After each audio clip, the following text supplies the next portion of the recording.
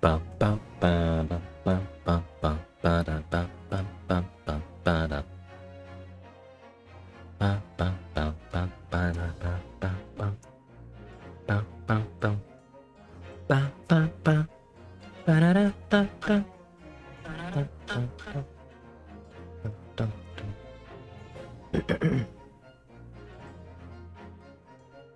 Bum, bum, bum. Ba-da-da, da, da. Dum, dum, dum, dum. Bra-da, da, dum, dum, dum, dum. Dum, dum, dum. Dum, dum, dum. Dum, dum, dum. Dum, dum, dum. Yeah, it was good, y'all. It's been 2 weeks, 2 weeks, 2 weeks. I know. Been 2 weeks since I played this. But it's okay. It's okay, because we back. We back to the story.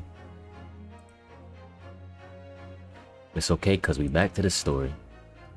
Ew. What's up, Cinnabunny? Welcome, welcome. I'm doing good. How you?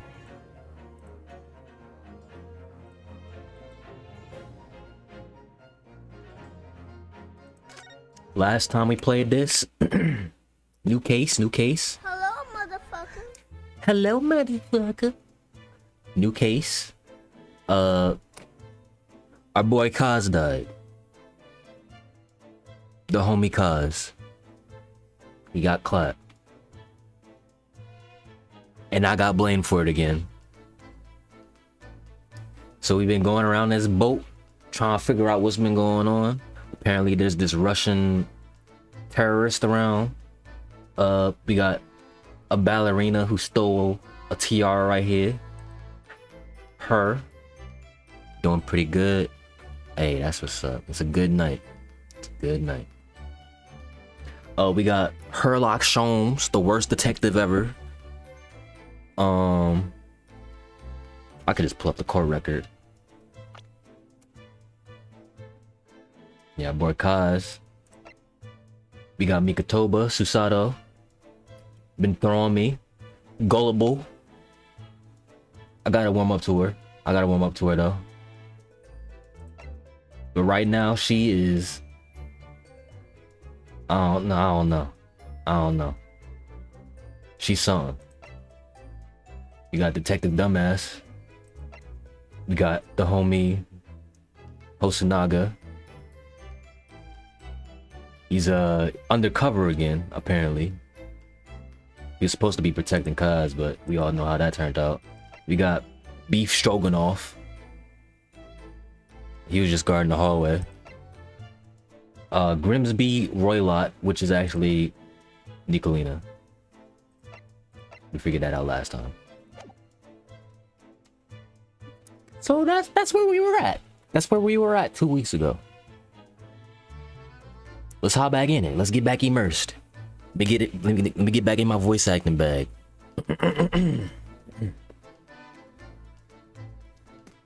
Sit back, relax, get immersed.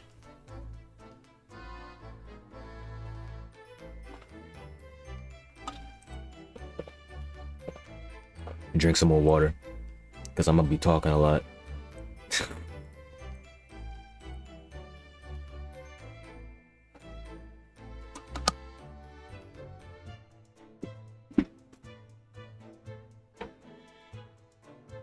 I gotta remember the voices too.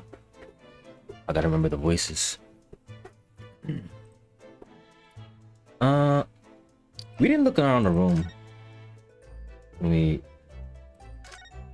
was doing our thing. Let me think. Don't touch. Huh? I will tell you what I know about last night. But please, you must not touch my things. How do you say? Forbid it. Oh, my fault. As well you should be, young man. What vulgar manners you have.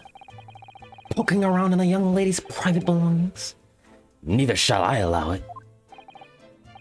Ah, you hypocrite. Alright, so I guess we can't look around nothing yet until we talk to her. What happened last night? Oh, this was a perfect place to end last time. Get new information right off the bat. Did you know that someone was killed in the cabin next door to this one last night? One of the crewmen told me this morning when I was eating breakfast. The man who died, he was a friend of mine. Oh. That's why we're trying to find out what happened. Did you notice anything unusual last night?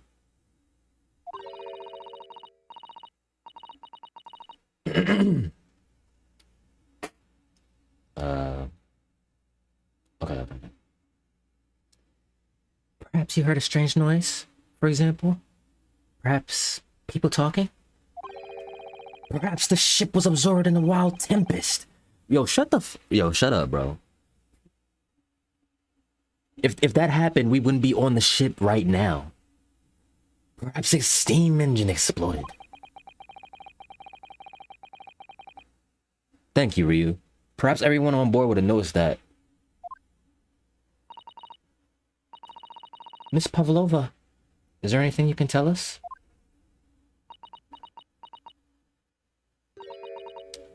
I don't know. I'm sorry, but all I could think about last night was what I had done and whether they would find me. I didn't notice that was happening around me. I see. Running away. You've run away from your ballet company, haven't you? The Novovic Ballet? Yes. I'm traveling to Great Britain. And from there, I want to go to America. Don't come here. Shit's ass. Don't come here. I will never dance again. I want to forget everything about the ballet. I will start a new life. You wish to forget? A challenging proposition when you have that striking tiara as a reminder. But the tiara's mine. I need it to live.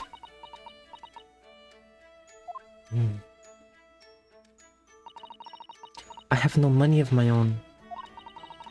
The Novovic Ballet gives us only food and water, and we must dance all over the world. I had to run away. I had no choice. If I stayed, it would have killed me. So you ran away to protect yourself? Yes. And the crew of this ship, they've all been kind to me. They let me come on board, and they said I could hide in this cabin. Oh, so they knew. They knew about you putting on the act. Okay. They helped you. If that is indeed the truth, Miss Pavlova, it creates a most intriguing conundrum. Yeah, it does. What do you think about it, Mr. Naruhodo? Me? Oh, yeah, of course. Intriguing conundrum. I think we should hear Miss Pavlova's explanation.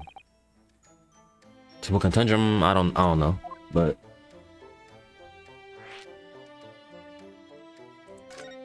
conundrum.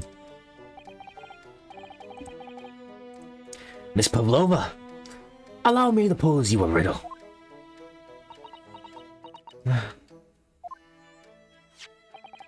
According to this newspaper, it was only yesterday that you absconded from the ballet. Now, that being the case, it must have been last night that you boarded this vessel.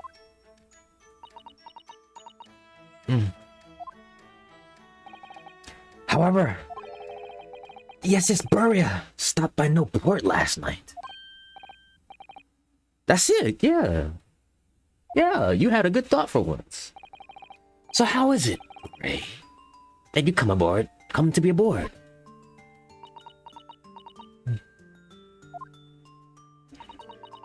Now that I think about it, the crewmen outside the cabin acted very strangely when we mentioned that. It was just after we asked him about when the occupant of this cabin came aboard. You run it back for us? That is not your business. Yeah, you're right. He did seem to be hiding something.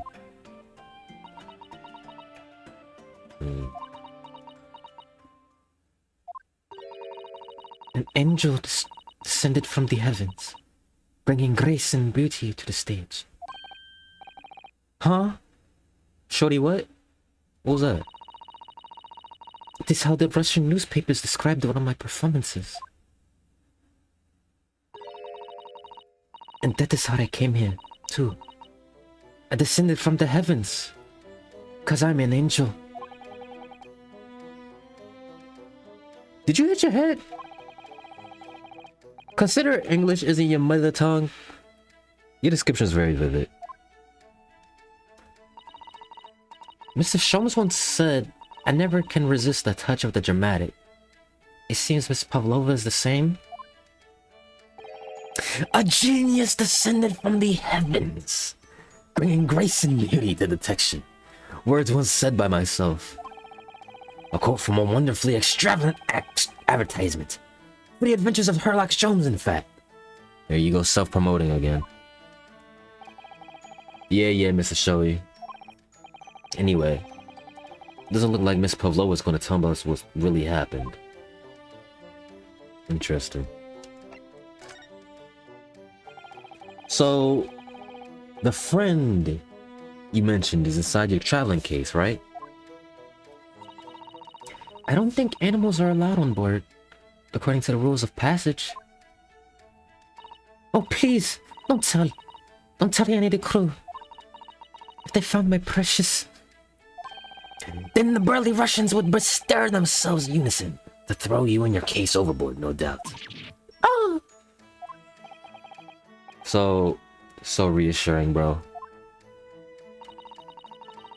But what sort of pet is your friend? A little puppy. It is, isn't it?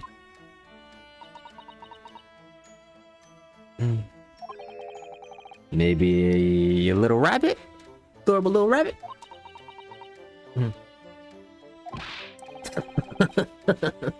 You credit Russia as a land with small rabbits? Do you? Oh, don't they have small rabbits there? You may well ask. I have no idea. Get out the room, bro. You two are miserable bunglers when it comes to understanding the nature of young ballerinas' friends. Isn't it obvious? It must be a check-in. Really? Consider the benefits. A rousing wake-up call. Daily fresh eggs. And when adversity strikes, it could satisfy the needs of sustenance. So you eat your friends. I remember that. What is he talking about? Well, it would appear this friend's identity is a closely guarded secret, not to be revealed.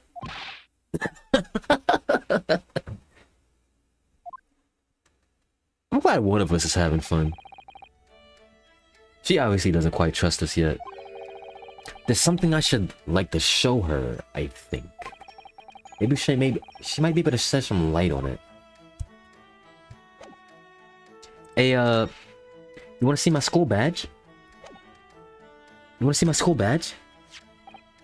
Can I show you this? Pretty shiny, right? I'm actually a university student from the Empire of Japan, you see.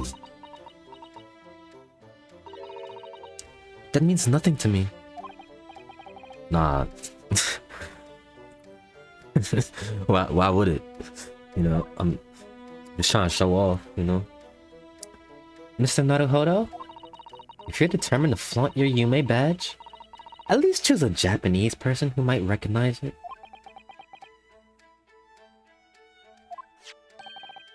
Yo, Sue, can I show you this? Maybe later. Oh damn. I can show respect the Hosu.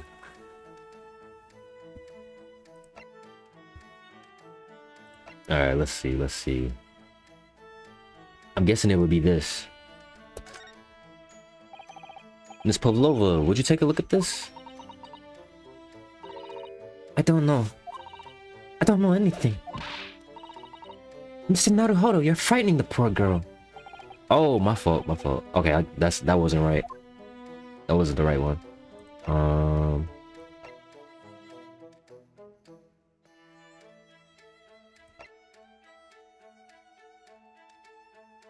Oh yeah, the speckled band.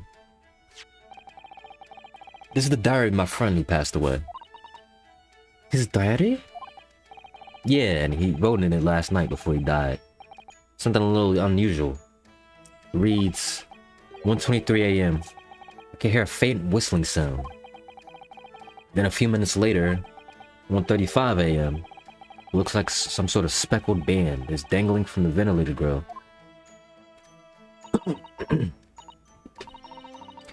A speckled band? I don't understand. Strange, isn't it? But the ventilator he mentions joins to this cabin, you see? It's up there on the wall. In other words, this cabin and the victim's cabin are connected together. Oh! Miss Pavlova? Has something occurred to you? Does the speckled band the victim mentioned mean something to you? Or the whistling sound, perhaps? No. I don't know anything. Aw, come on, girl. She definitely does.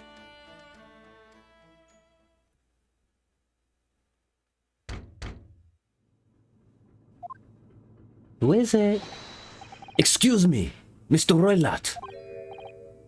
Oh, she switched quick. She switched quick. Golly.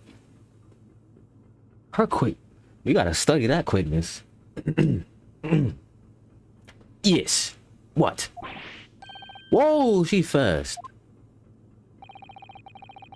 Captain would like to speak with you.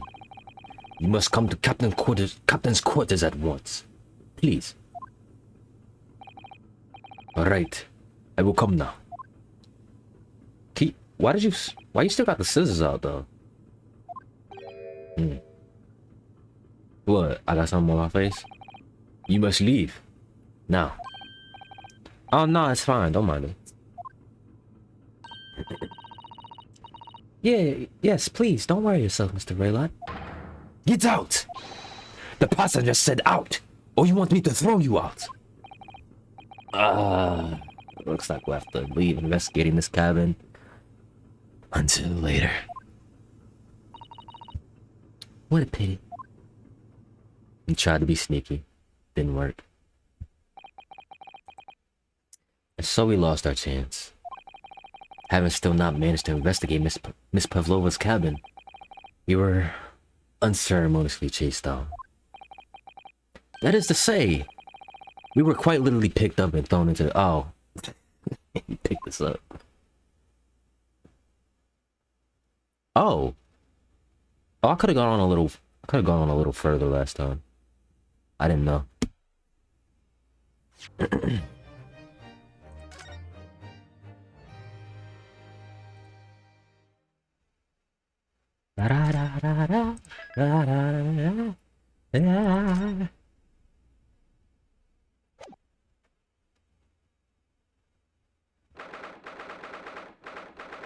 Oh, so we're getting parts to our investigation now.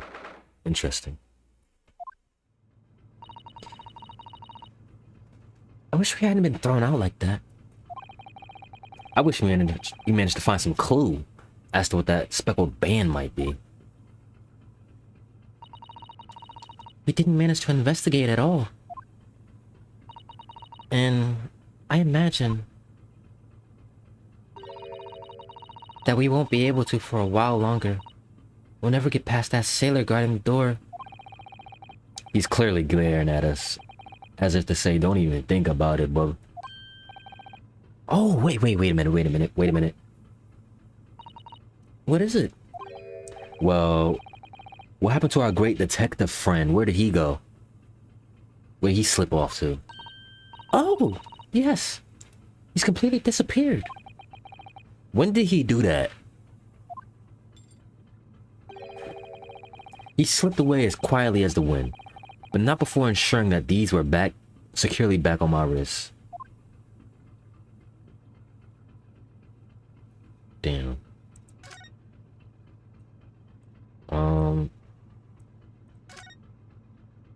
But there ain't nothing else around. He's not gonna let us through here. Let's click it anyway. That door leads to the second class area. It's locked. Can't open it. No, well, that stands to reason. No one wants to let the murderer escape. And yet you still helping me. You helping the murderer, girl. You helping the murderer. She gave me a stern look when she said that.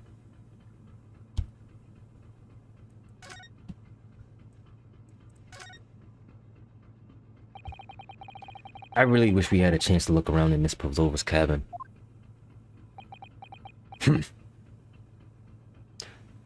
What's with those lines on your face, bro? What? Why you look like that? You want something? Maybe you want me to throw you out again, Oh, nah. Definitely not that, bro. Next time I have to throw you out, I show you where lobsters spend winter. Understand? Understood. You got it. Maybe I should steer clear of him until he's forgotten my face. I don't think he'll ever forget your face, Naruto-san. What you mean by that?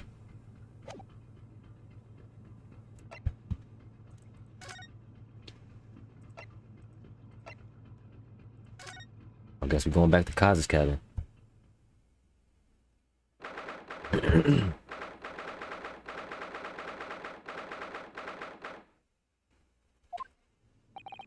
Looks like they're still investigating in here. Yes, on that subject. I wonder if Inspector Hosu is unscathed. What do you mean, unscathed? He did help us.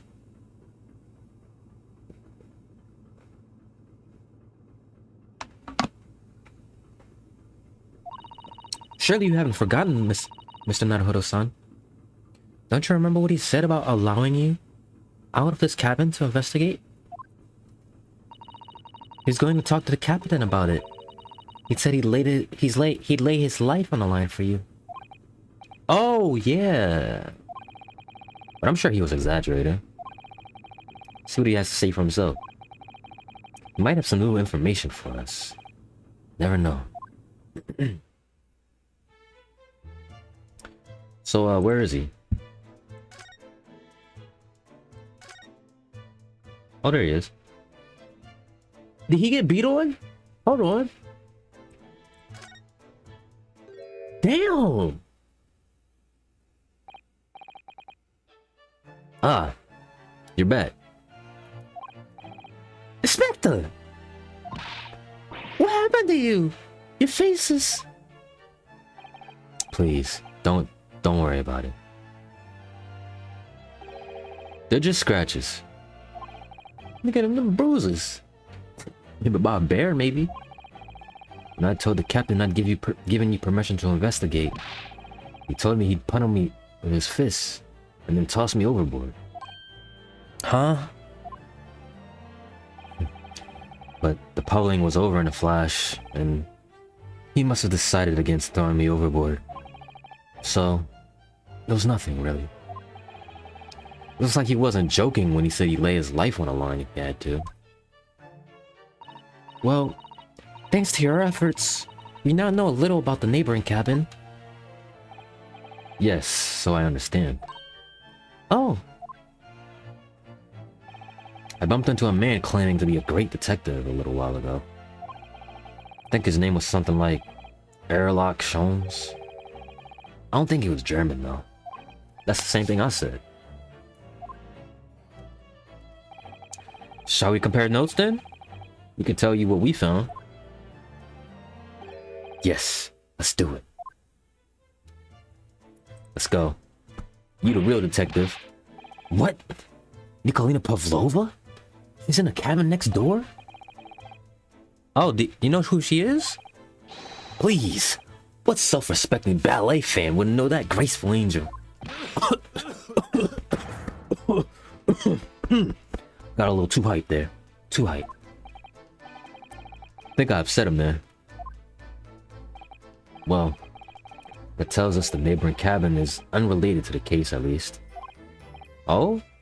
How? Because angels don't go around committing crimes, do— Oh, you one of those.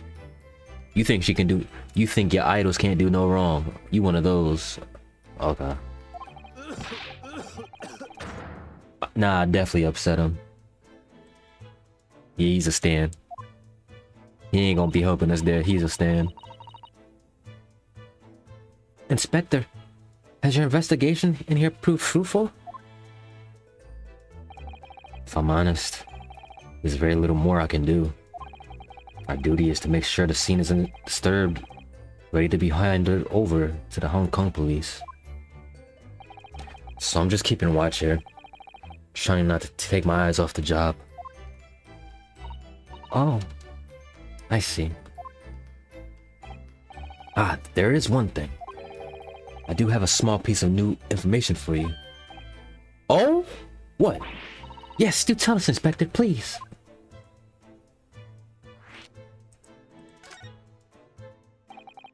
What is this new information you got, Inspector? It's this. The Burya's medical officer has finished his examination of the body and managed to obtain the report. Yes, we got an autopsy. Well, maybe not autopsy. Yeah. Oh. Kazu's post-mortem report. Kazuma-sama. So, what was the cause of death?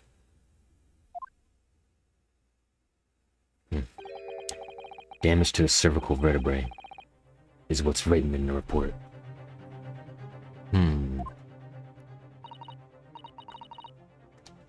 His neck was broken? Yes, it would seem so. There were no obvious wounds or other signs of injury. So at first, I think they were considering poison. That's what I was going with as well. That was my theory. Well, that goes out the window. But it turns out they found no trace of poison in the system at all. What weapon was used then? Nothing has been found as yet, but the fact that there are no signs of a wound suggests there may have been a blunt object, something that wouldn't leave a mark. Oh, I see. While the body's nerves run through the spine to the brain, strong enough impact to the neck could induce death. It is a possibility, and no obvious wound would be left. Poor Kaz, bro. I have a second copy of the report. It might be useful. You're welcome to have it. Thanks, man. Really? You sure? Yes, it's fine. I trust you. After all, if I didn't trust you, I'd never have agreed to you leaving this cabin in the first place, would I? Ah.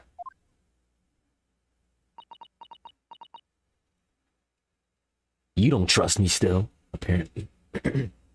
You still don't trust me. You should. Post-mortem report. Now we gotta give that a read. We gotta give that a read. Let's see.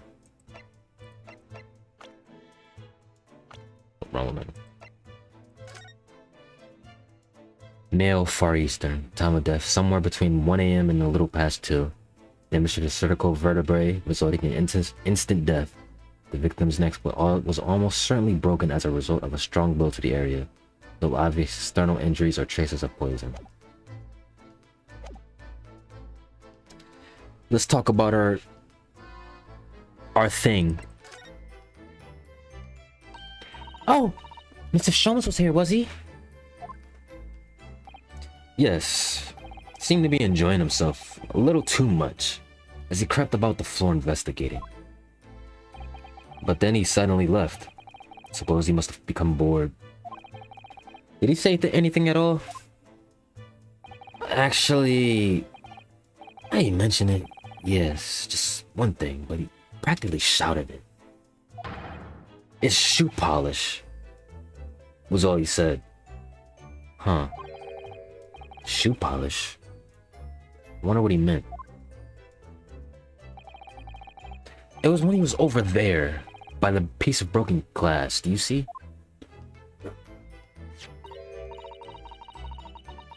Ah, perhaps he was talking about this brick-colored mark, do you think?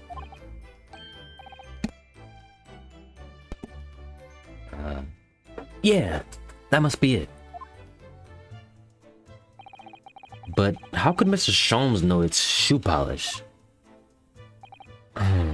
That leaves me cold, I'm afraid. I have no idea. I thought it was coffee. What is this, Sue? What is this, Sue? Well, Kazuma-sama was wearing leather shoes with a very dark tan hue. Dark tan? Sort of darkish brown red then. Yes, I don't like the color of red wine, but darker. I often repaired them for him. Oh, does this mean that this mark was made by the polish on Kaza's shoes? Did they scuff the floor? That's a big scuff. That's a big scuff mark from shoes. If that's the case...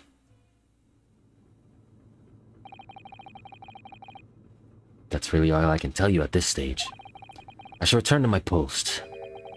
My fellow crewmen's eyes are boring into the back of my head. Yeah, that might be for the best. Thank you.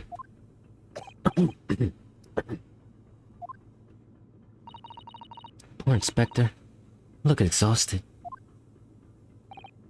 Oh, no. Well. I feel terrible that I failed to protect Asogi-san. It's my responsibility.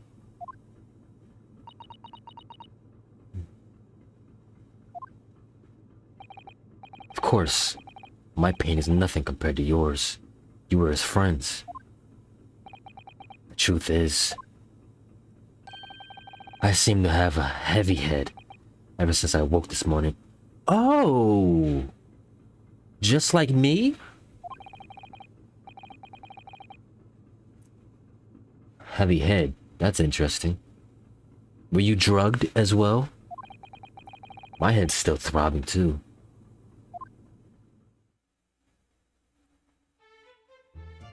Were you drugged?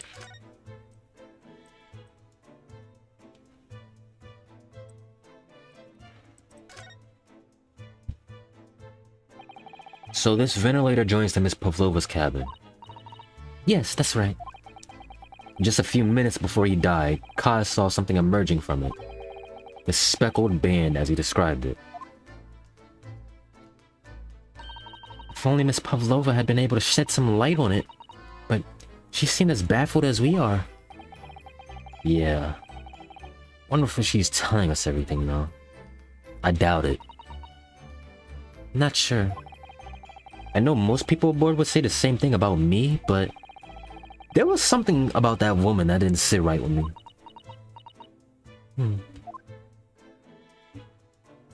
Yeah, there's something going on with her that she's not revealing.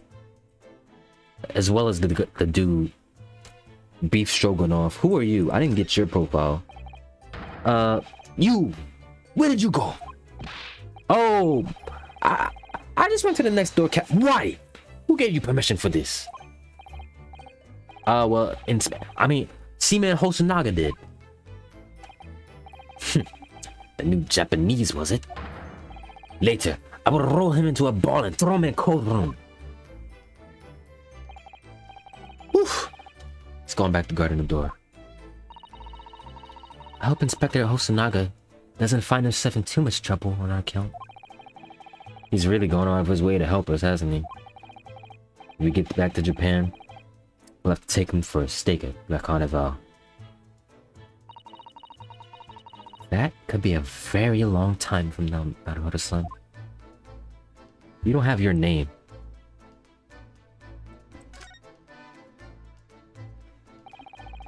All the books provided for passengers occupying this cabin nearly arranged on the shelf. They were all over the place when we first looked around, if you remember. Yeah, and they were knocked over in her room too. Yeah, and then you tidied them up, didn't you? You have to look after the ship's property. Unruly behavior in the cabins leads to damage. But it really wasn't me who knocked them over. Well, anyway, I feel much better now that they're neatly lined up. Can't relax when things aren't tidy.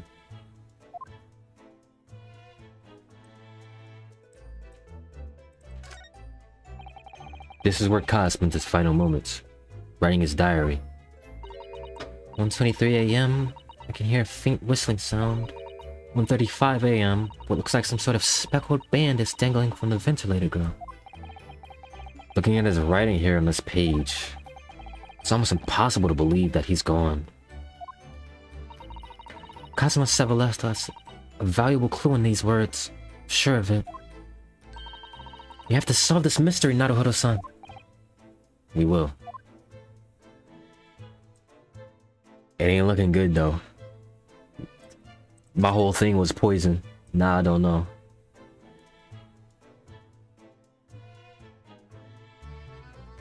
Let's look back at that. So it's clear that these letters were written with the ink that was somehow split on the floor. And they spell the Russian word for wardrobe. It does seem to be an unambiguous pointer to you, Naruto-san, as you were sleeping in there. But to be truly unambiguous, it should have spelled my name, don't you think? Well, either way, one fact for me. Don't either way that. You keep pushing that off. It's hard to imagine that Kazuma-sama would have written his last words, or word, in Russian. Which begs the question of who did write it. It was one of these dudes. It had to be one of them. Mr. Beef Stroganoff or this man right here. Since it was blunt force trauma now, I thought he got poisoned.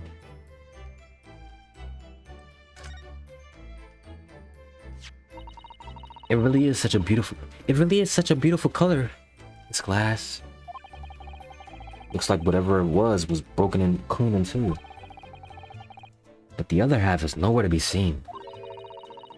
And then there's the brick-colored mark, which is shoe polish, according to that great detective you seem to know all about.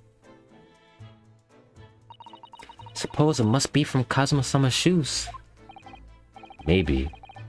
What I'd like to know is, how can a detective be so sure it's shoe polish and not something else? Because he's a great detective, of course. There's no helping y'all. That's hardly a reason. I forgot she was a fan of him.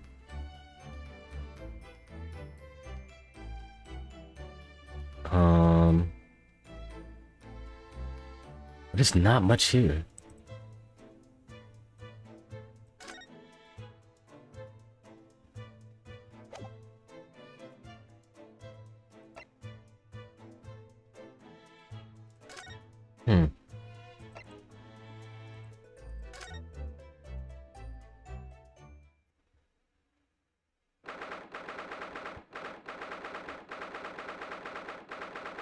Ninth January. Ah! Look! Naruto-san! Smear Stroganoff is gone. Strong enough? The burly Russian sailor who's always crossing his arms and glaring at us. Ugh. All these Russian names are impossible to remember.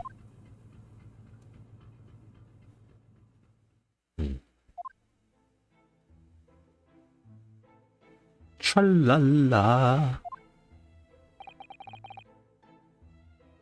Did you hear that? Sound like someone's singing. It's Captain Underpants. Tra-la-la. Lira-lira-lay. I did it the great detective way. This caroling, I know that lark-like voice. Oh, let's ignore it. This is a golden opportunity for us. I'm not paying attention to him. Yes, you're right. We must seize it.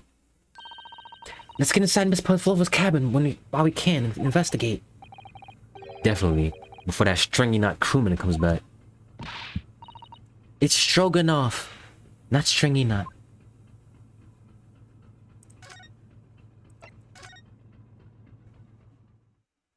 Yeah, let's go. Sneaky. What's in here? Ooh. What were you hiding? Miss Pavlova isn't back yet. Sue. Oh. Where'd she go? Hey, what you doing? Those are her private things. There's not a moment to waste, Naruto-san. We must investigate as quickly as we can. Suppose you're right. For Kaza's sake.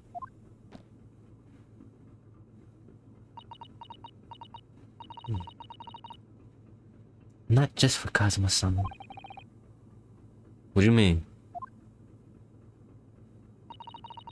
It can't be long now until we arrive at port in Hong Kong.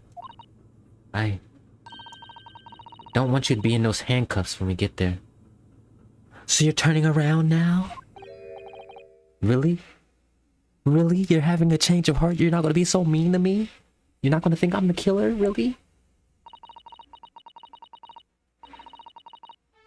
We must solve this case, Naruto-san. By ourselves if we have to. Yeah. We will.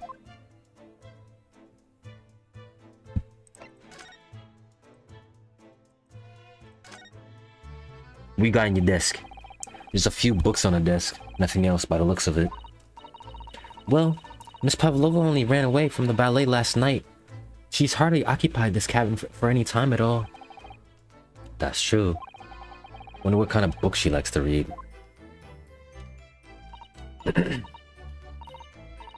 Let me see. Yes, I see. You've seen that Miss Pavlova enjoys reading. Books written in Russian. Thanks. I think I probably already knew that. It's rude to ask too much of people, Naruto-san. Kindly remember that. What great insight. He likes books in Russian.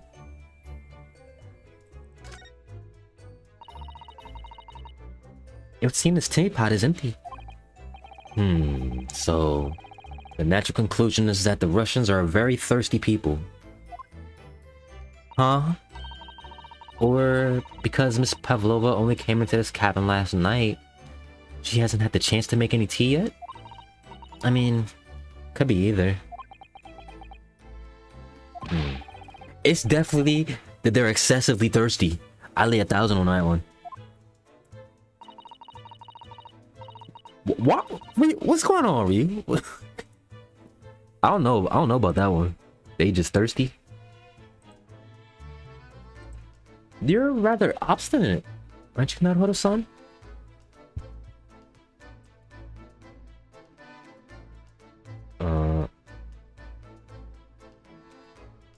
Why is there a plate on the floor? I wonder what this little saucer's doing on the floor. Yeah, it doesn't seem like it's been dropped. Like it was put there deliberately. Ah, do you think there could be a leak in the roof just above here? What? A leak? Is this ship quite safe? I'm sure that even if there's a little leak in the roof, it doesn't mean the whole ship is going to sink. No, you're right. Of course you're right. She's really trying to persuade herself. Y'all both delusional. I'm starting to learn that. Y'all both got your own delusions on certain things.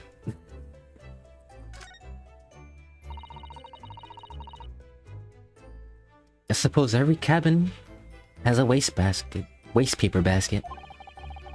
Shall we have a little look inside and see what's being thrown away? Naruhodo-san. It's poor etiquette to go sifting through someone's rubbish, you know? Those eyes. Come on. We investigating. You said it yourself. We investigating, right? We might as well look in there. She's looking at me like I'm a piece of rubbish now. However, these are special circumstances, I think. Exactly! We got no choice, baby! Let's get in there. There's hardly anything in here at all. Oh. It was a waste of time. Oh, well. That's a little disappointing. So you was looking forward to it too. Be honest.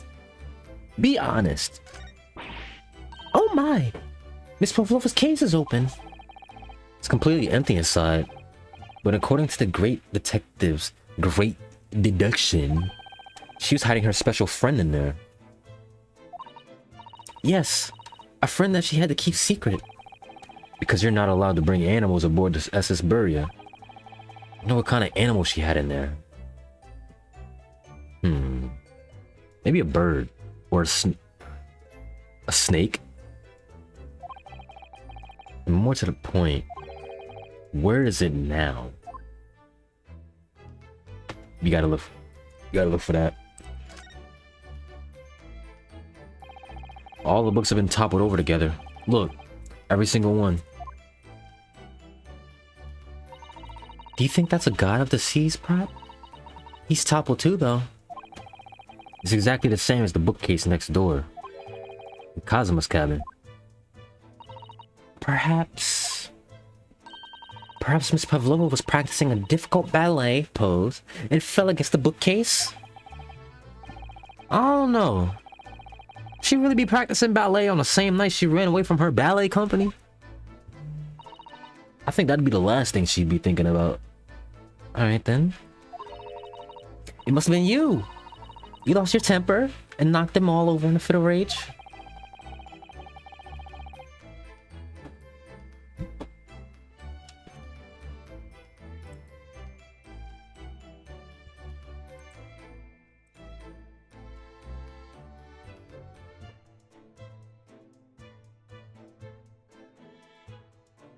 Whose side are you on, for real? Cause you flip-flopping.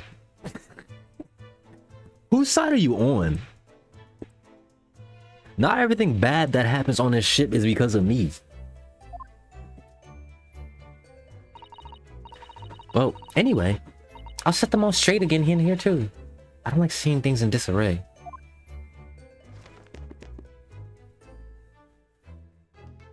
Alright, you happy now? You did that. You happy now?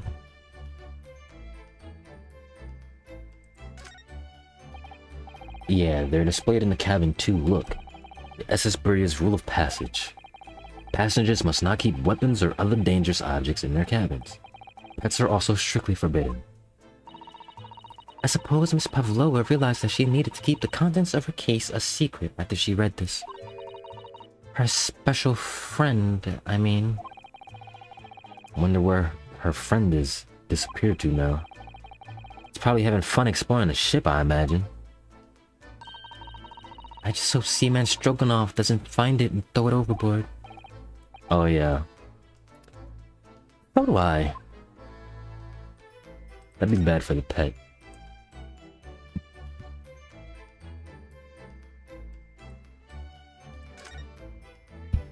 What's going on with this door?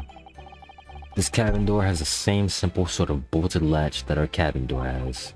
If the bolts are drawn across, there's no way anybody could enter the cabin from outside. Yes, it's not a particularly heavy-duty bolt, is it? But still, it wouldn't slide across of its own accord, would it? Nah. And the door's made of metal, so there's no chance of trickery using magnets to unbolt it from the outside.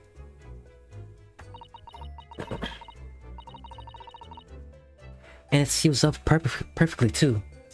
To stop any seawater coming in. So you couldn't use the method you told me of passing a thread through a crack around the closed door either. I seem to know a lot of tricks for opening doors. Starting to see why they suspect me.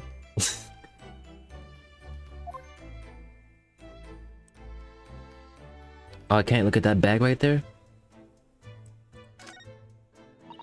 Naruhodo-san, are you there? What? I'm right here, why? Oh, good. I thought you might have climbed into the wardrobe when I was... You got jokes. You got jokes. You got jokes. There's no place like home. Believe me, I don't have some strange compulsion to jump inside every wardrobe I see. Well, anyway, I'm not sure anyone could fit inside this one. It's all the beautiful outfits. Suppose they're all stage costumes. I was rather hoping we might find Miss Pavlova's friend hiding in there, but no such luck. So, maybe you're there and there. So this ventilator connects to Kaz's deck next door, yeah. Yes, although what a fool shipbuilder must be to open a ventilator into another room. Ah, maybe. It's so that if there's a gas leak next door, the occupant of this cabin would notice and raise the alarm. Or the occupants of both cabins would die of gas poisoning. True. Anyway, last night Kaz wrote that he saw a speckled band coming out of this ventilator.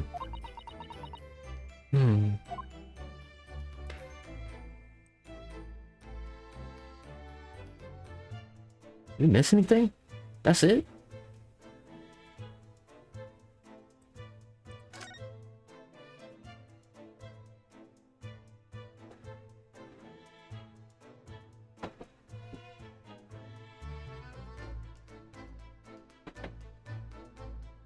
I was expecting... I was expecting some sort of clue. Nothing? Oh. There's one of these next to the bed in Kaz's cabin too. Yes, it's a bell cord. I can't resist. Why would you do that? Why would you do that? We're not supposed to be in here. Why would you do that?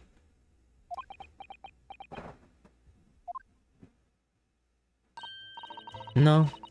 I didn't actually expect anyone to come. We don't want them to. We're trying to investigate in secret.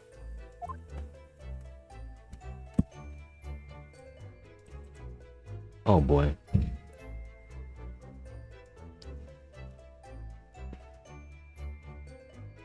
I'm not noticing anything else.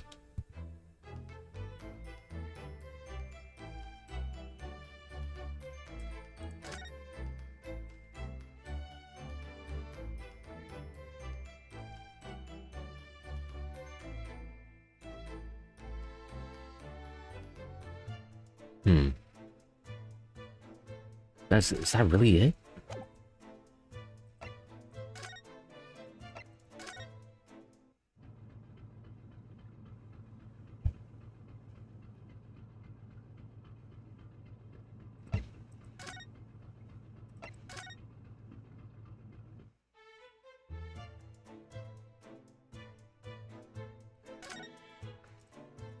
Did I miss something? Like...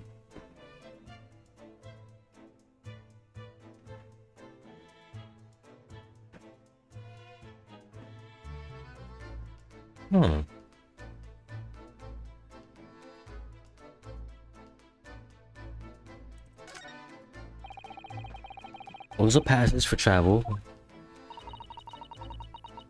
Weapons or other dangerous objects in their cabins. Pets are also strictly forbidden. Yeah, we already know this. We already know this, though.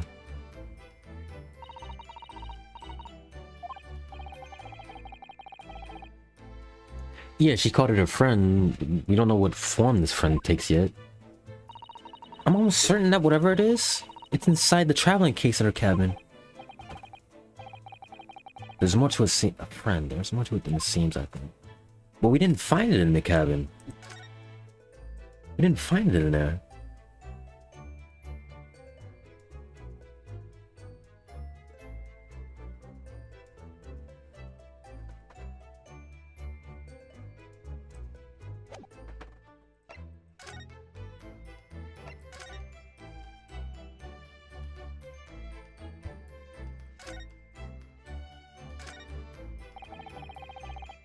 I've investigated thoroughly, but I can't find anything out of place.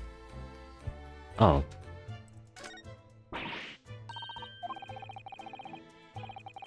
Okay, this is repeat. This is repeat.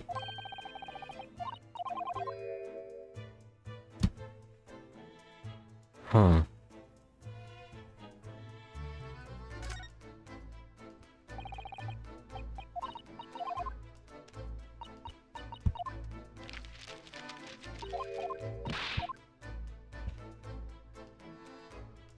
What am I missing here?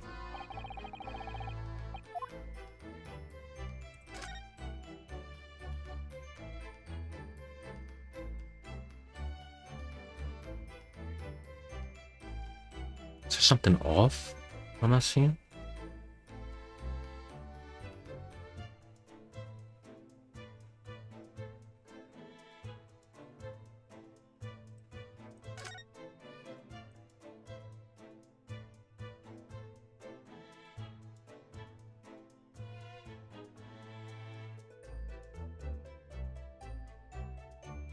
I was really expecting to be able to investigate that bag there. Guess not.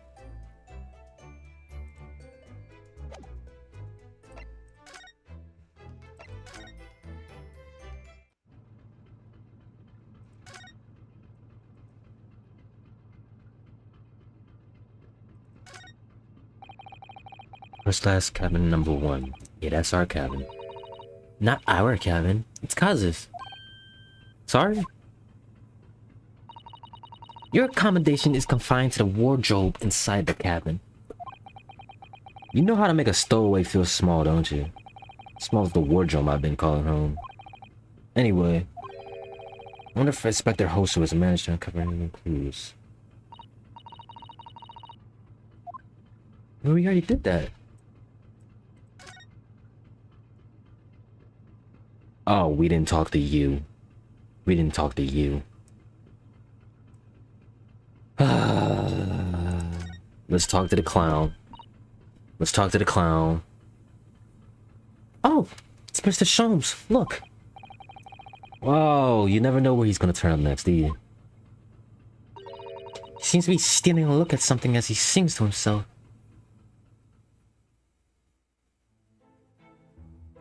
Tra-la-la, lay. I did it. The great detective way. He's still singing. Think he hasn't noticed us? Or he's simply in extremely high spirits. Yes, there were times, I'm sure you knew, when the yard bit off more than it could chew. And through it all, when there was doubt, it's lucky her luck was about. Excuse me. I solved it all, and I stood tall. I did it a great detective way. Mr. Sholmes. Yo, whoa, oh, what is it? You want to fight? Put it up. Put it there. Put it there. Yo,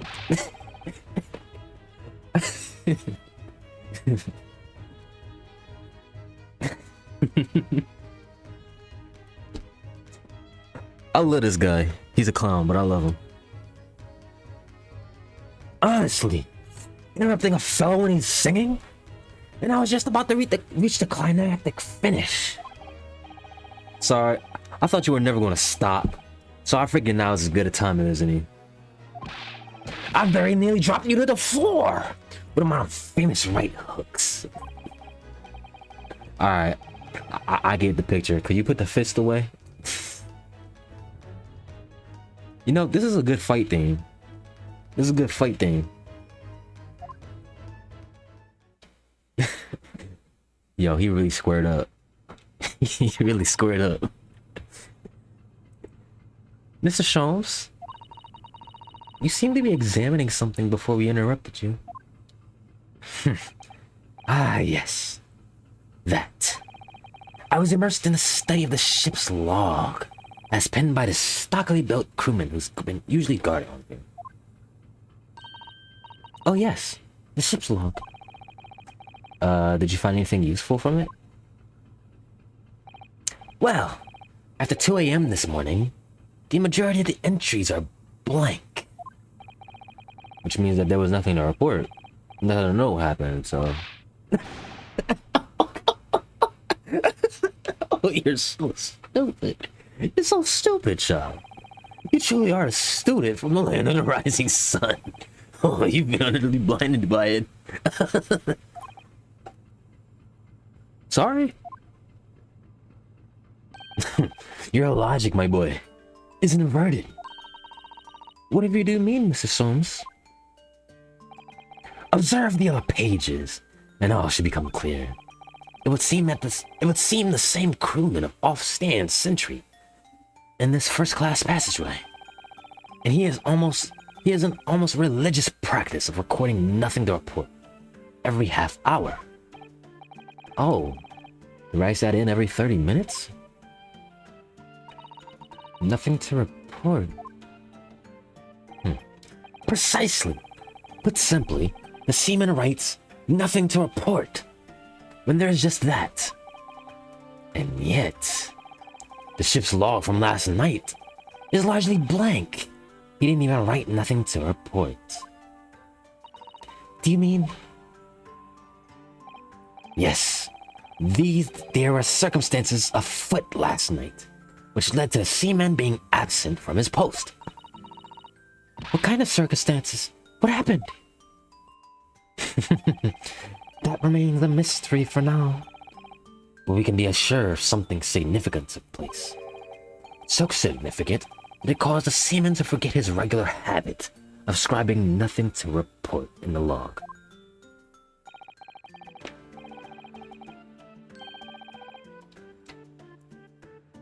That's a good clue.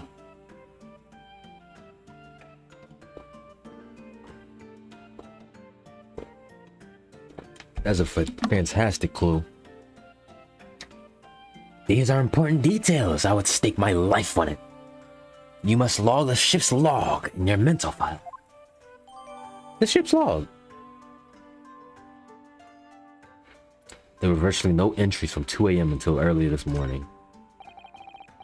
Now that deduction right there, that was worth something. That was actually worth something there. Ah, you're starting to understand what my way is. I see. What makes Sholmes Sholmes. Brilliance! A broken clock is right twice a day. That's the saying. You still wrong.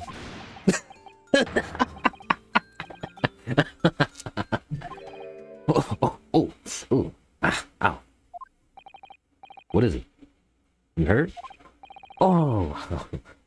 Oh. Don't worry yourself. I got the bubble guts.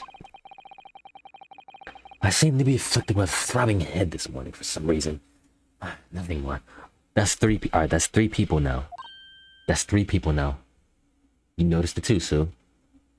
Me, Hosu, and now Sholmes.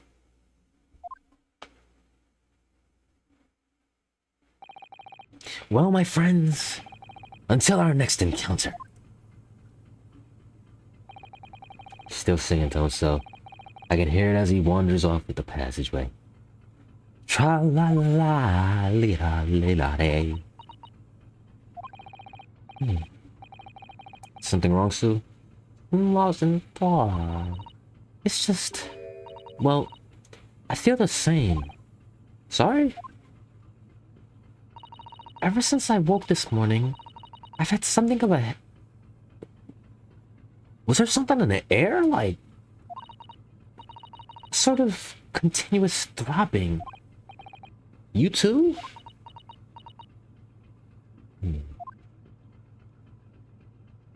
Interesting. Interesting. It's a common thing among 4 people now.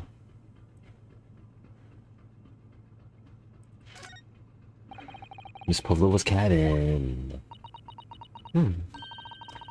Oh, okay. We already knew this.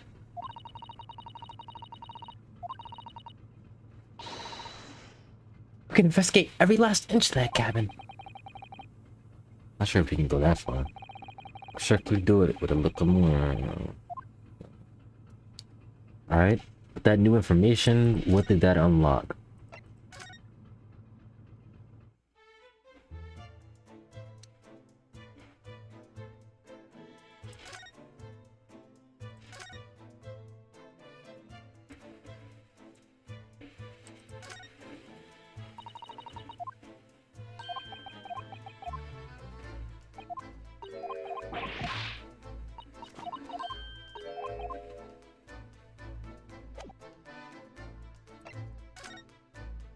What did that unlock?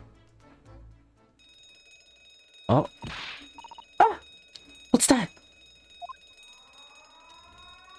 Uh-oh. What is going on? Shut down the engines immediately. Vessel sighted a quarter-mile full. Full stop. Out to starboard. All hands. Brace for an impact. Are you about to crash into something? What the? I think we're about to crash into another ship. What? I can't stand. Yo, Sue, hold on to me. What is going on? Shadow-san, you alright? You injured at all? I think I'm fine. Thank you, Naruhodo-san.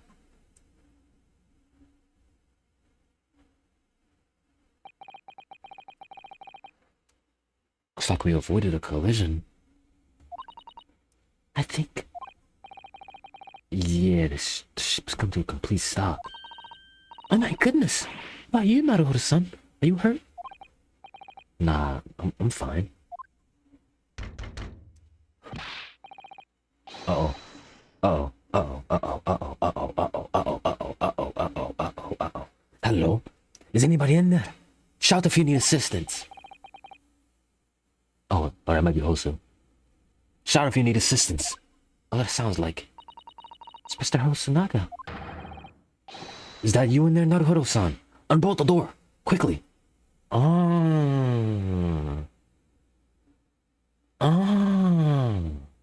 The door locked because of the ship. The bolt. We didn't lock that. That was the ship's doing. That thing slid easy. That thing slid easy. So that explains the locker room mystery right there. Look at that. The door's bolted. Did you do that, Sue? No, I didn't touch it. That's strange. How did... And... Look at all the... There we go. There we go. They're all knocked over again. Everything's knocked over. All the books. Maybe everybody just got knocked out. Everybody has a headache because they got knocked out from when the shit was jolting around. They're just like they were before again. Naruhodo-san, aren't you gonna open the door and let the inspector in? Oh yeah, my fault. I was in deep thought. Better tidy this place up first. No, no. Leave it how it is. Our violent emergency stop had solved one mystery at least, in a very vivid way. But I knew that what awaited us on the other side of the cabin door would not be pleasant. What do you mean? I hurried around, tidying the cabin with a new sense of foreboding in my heart. Another to be continued? What?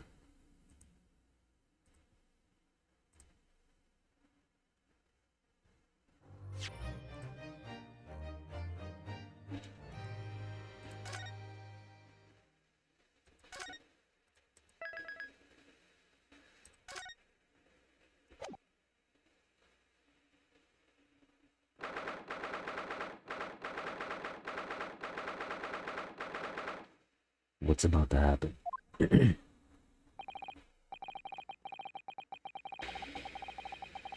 Somehow, the door to the cabin we were in ended up bolted after we made an emergency stop.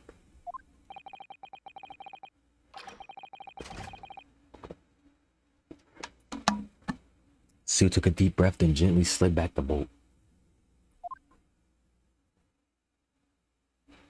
Oh, shoot. You! What are you doing in this Pavlova's quarters? Ha! You both look unhurt. Good. Yeah, we're fine, thank you. What on earth happened? You heard something about how we were going to collide with another ship.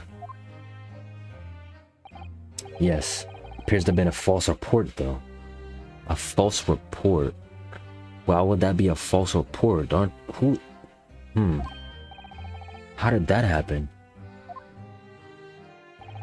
There's a dense fog outside, so it's extremely difficult to see. Someone must have thought they saw a ship ahead.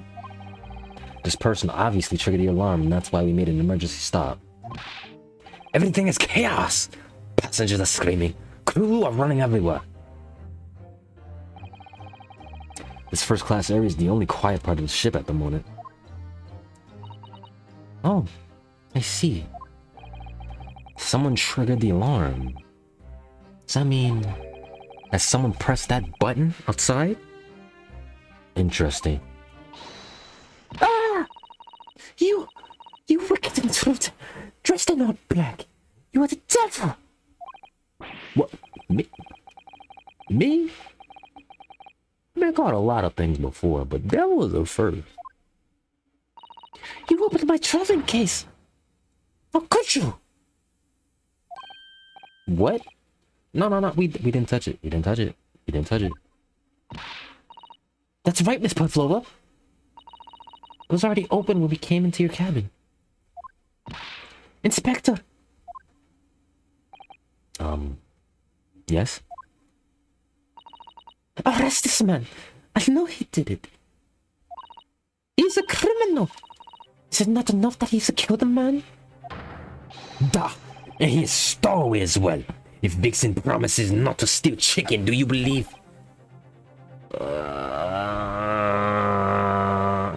Take him away. He's a trespasser as well as everything else. Stowing away. Trespassing. Killing. She is right. You are devil. It doesn't look good, does it? There is cell below deck. Throw him in. Tomorrow, you dock in Hong Kong. Let me give you straight to police. Wait. A cell? Please, Inspector Hosu. Is there nothing you can do? This is a Russian vessel. I really have no jurisdiction here.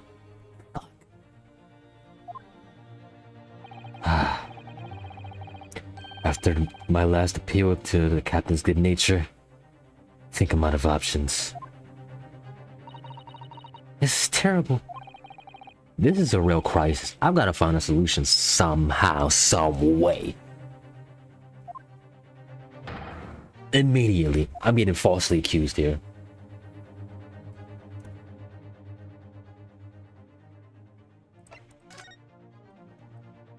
Girly, I didn't open your case. Miss Pavlova, can I get out? Listen, I'm sorry we snuck in here without your permission, but get out now. We just needed to investigate in here to help understand. It's no use. She's not going to listen.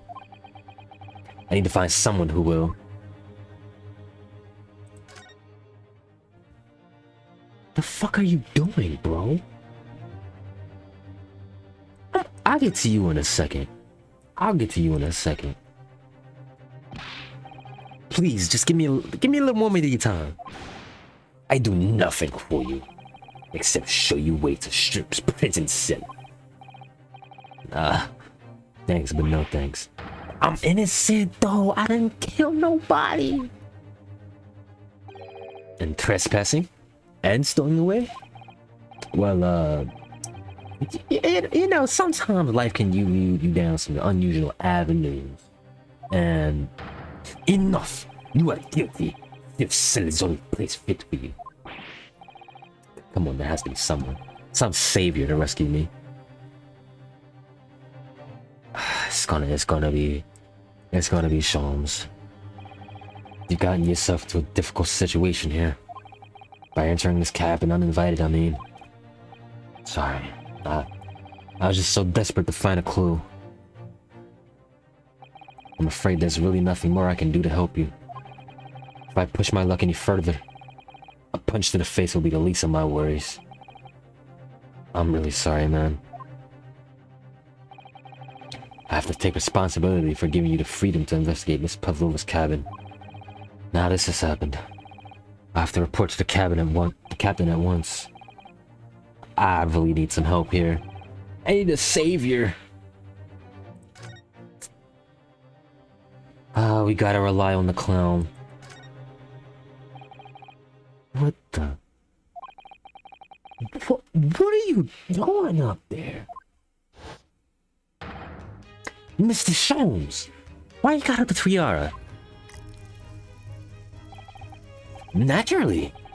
I was analyzing what a weight of 20,000 rubles feels like on one's head. You just wanted to feel pretty, didn't you? Haven't I told you that as a detective, it is my business to know what other people do not? This isn't mere tomfoolery, boy. Oh, no. Why were you hanging on that hook before then? Isn't it obvious? To properly assess the weight of the 20,000 rubles. Naturally, you got scared. I wish to determine if it would have been that conceited-looking hook on the wall, so full of brag and bounce. Talk shit, get hit. I never know when to take this man seriously or not. This man, he's a clown, bro. You again. The great detective. Inspector. I confess I've been looking for you. I have something to report to you most urgently. Well, you might try looking for me somewhere other than a hook on a wall next time. What is this to report? Speak. An urgent report from a great detective can mean but one thing. Yes. The case of the curious murder that took place last night here on this vessel, the steamship Buria, has been solved by me, naturally. What? Really? Yes, I have eliminated all other possibilities. No other explanations exist. So, allow me to eliminate all your minds. For I'm about to reveal my great detective's greatly admired great deduction to the case.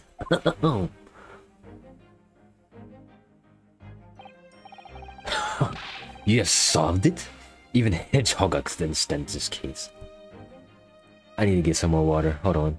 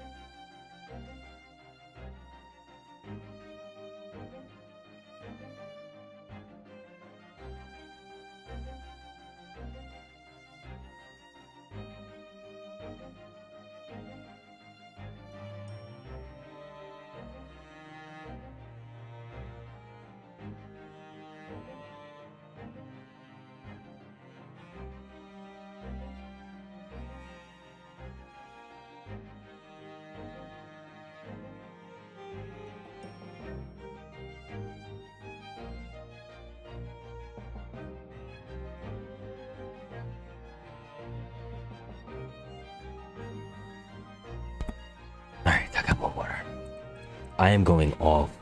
I am going off with the voice acting in this stream. Y'all gotta give me credit. W voice acting.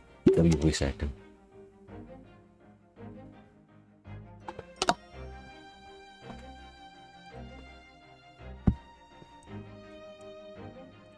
Alright. You've solved it? Even Hedgehog understands this case. We all knew who was responsible for killing Student Boy this morning when we found criminal in wardrobe. It is his stowaway, and he is handcuffs to prove it. I didn't do it. I didn't do it. The trouble is, there doesn't seem to appear to be anyone else who could have killed the victim. Because, as everyone knows, the cabin door was bolted shut from the inside. That means the culprit must be someone who was inside the cabin. We can solve that one. Yes, it's what's called a locked room mystery in detective stories. Da! Locked room! That is the point! The room was locked. Well, I can't deny that, but I can explain that. I can explain that. There's no way the bolt could have been drawn up from across. There's no way the bolt could have been drawn across from outside the cabin. You are all quite mistaken.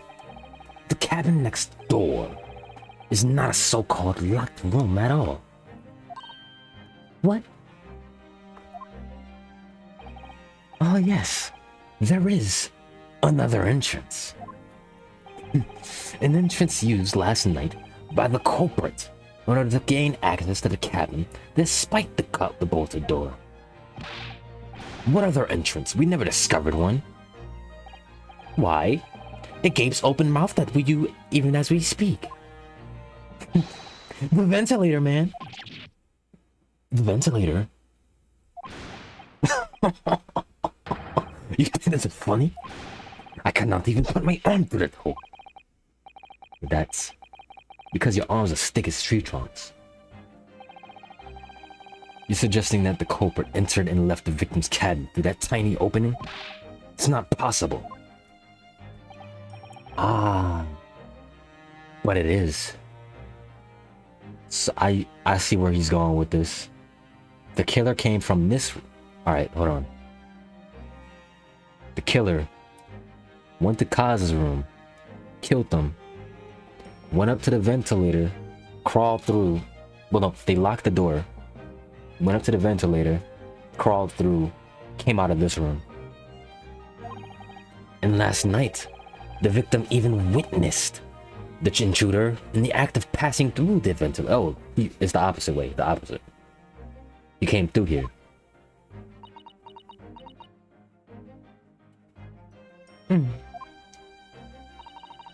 Mr. Sholmes, do you mean...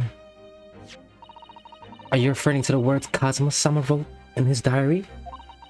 1:23 a.m. I can hear a faint whistling sound. 1:35 a.m. What looks like some sort of speckled band is dangling from the ventilator grill.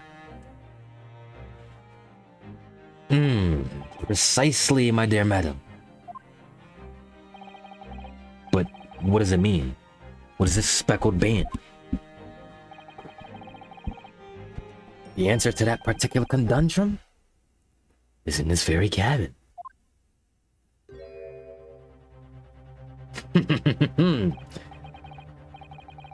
Mr. Sholmes, stop putting your hands up, bro. What are you doing?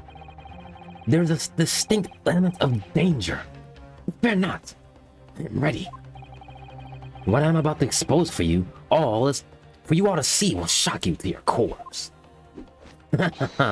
Behold! Yeah. What the? It was a snake. It was a snake.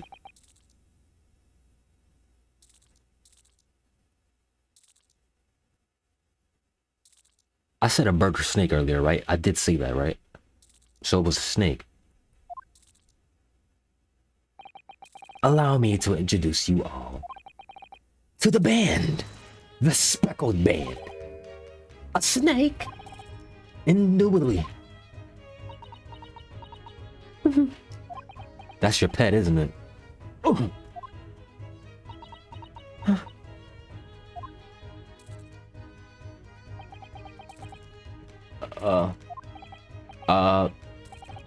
Mr. Sholmes, just one thing.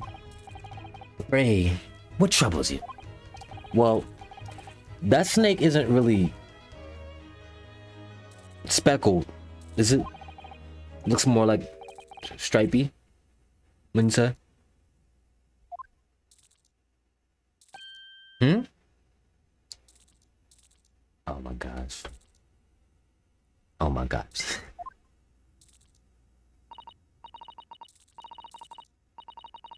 But we found the pet was a speckled. Yes, you're right. I think in this case you have to call it the striped band? Wouldn't you?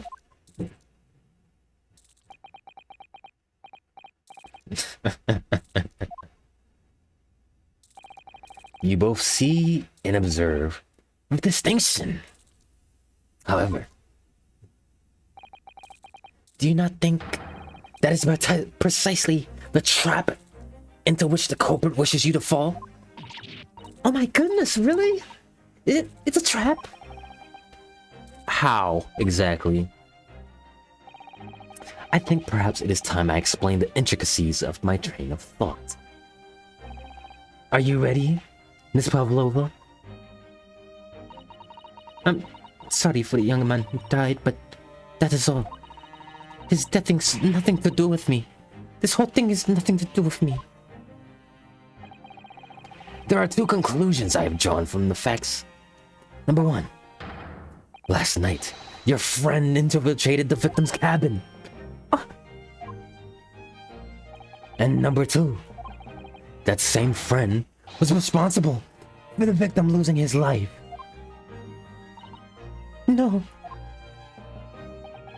She's turned as white as a bowl of rice again. Sholmes must be right. He's hit the nail on the head. I don't know. I don't know about the second one.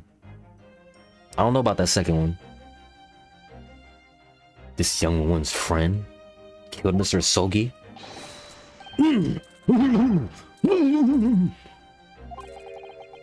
Looks like he can't speak with that snake coil around his neck.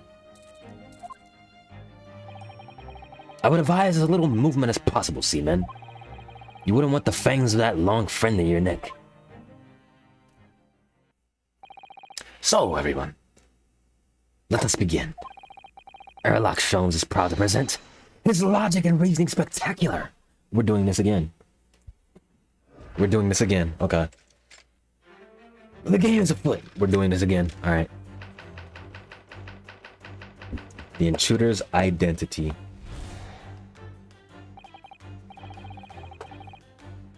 Lock in, lock in, lock in. You drink some more water. Drink some more water.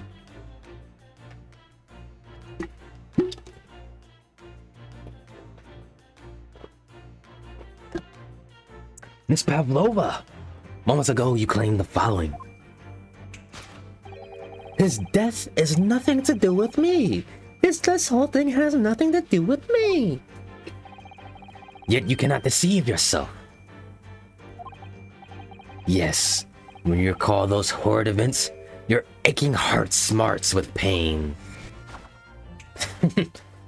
And it is that very pain that evidences your inextricable link to the victim's death.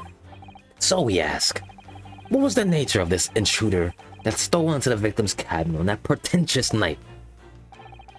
Why, naturally, it was the friend with which you boarded this vessel, was it not?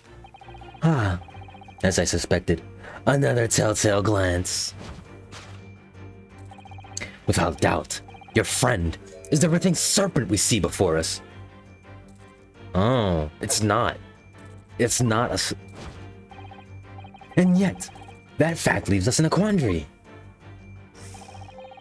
The victim's written observations on the night in question tell of a speckled band. Whereas, regrettably, this specimen's markings do not fit that description in any way.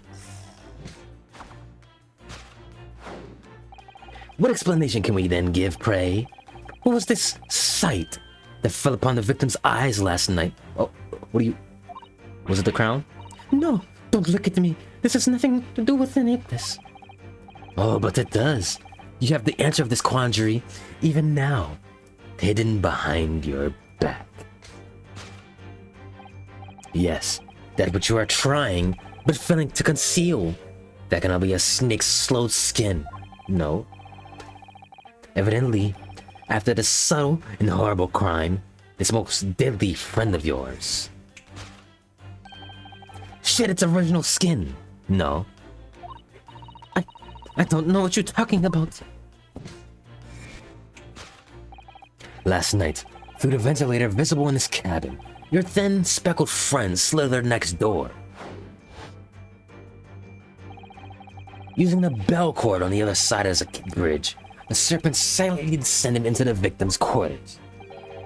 In the dim light, it appeared to the young gentleman who was about to lose his life as a speckled band.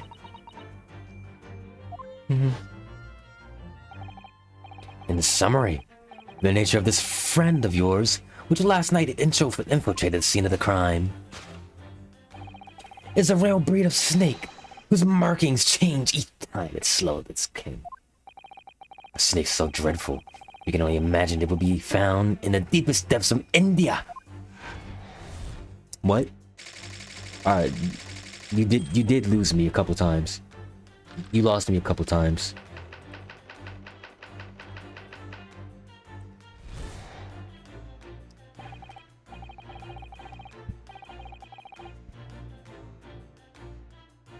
You did lose me a couple times there.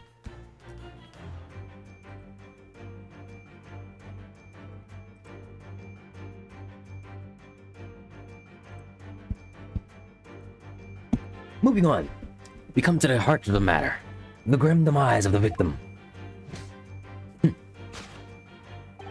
How did this young man lose his life?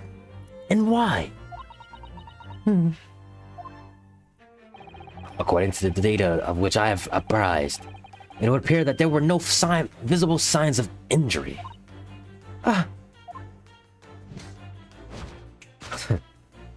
In fact, the circumstances of the victim's death can only be explained by a terrible venom. Now, if we take that as a fact, we can reasonably imagine that there remains evidence to affirm it at the scene of the crime. Oh no, could that be? Yes, examinations of the deceased bodies will prove the cause of death conclusively. The almost, but not quite imperceptible puncture wounds left by the venomous fangs will see the truth. Yes, the vestiges of the snake bite delivered by your terrifying friend. This makes no sense. There's no point feigning ignorance, Miss Pavlova. After the incident, you endeavored to hide everything, didn't you? But now, your involuntary glance betrays the hiding place you choose. That's right. You hid the evidence that links you to the victim's death in that traveling case. Bro, you are missing a lot of marks here, apparently. When we first met in this cabin, it came to my attention that your case moved periodically. Your serpent assassin was restless inside, no doubt. You don't... It is telling that the victim made note of a low whistling sound that he heard minutes before his end. That was your signal, was it not?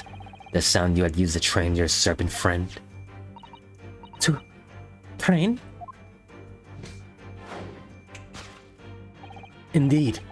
You put the serpent through this ventilator, and wait. After a period, you summon it back with a whistle. You couldn't know if the animal had done its duty, so you would listen for signs of life next door. If the victim appeared not to have been dispatched, you release the snake once more. Do you deny the snake has undergone such training? It's not true. Having slithered through the ventilator and down the bell cord, the creature needed only to sink its fangs in only once. and its venom was coursed through the victim's veins, ending his life existence forever. That is the true nature of the speckled band that took the poor young man's life. There can be no doubt. My logic is infallible.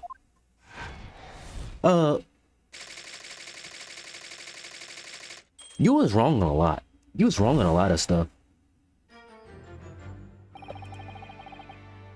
Thus concludes Erlock Sholmes' great deduction, the speckled band, trademark.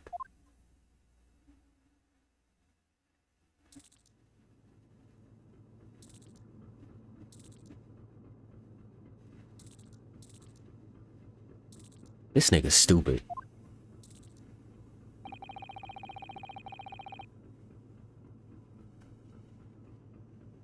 Like, he's got good ideas, but he comes to the wrong conclusions. Like, what? Miss Pavlova has trained her pet snake as a killing machine. There on the floor, you observe a saucer of milk. The promise of food is the key to training any creature. Incredible! You solved the mystery! Ryu! Amazing! Your great deduction really lives up to its name. I see now why Herlock Sholmes has become such a household name. My dear man, it was nothing remarkable. As the Russians say, I could have done it with one left hand.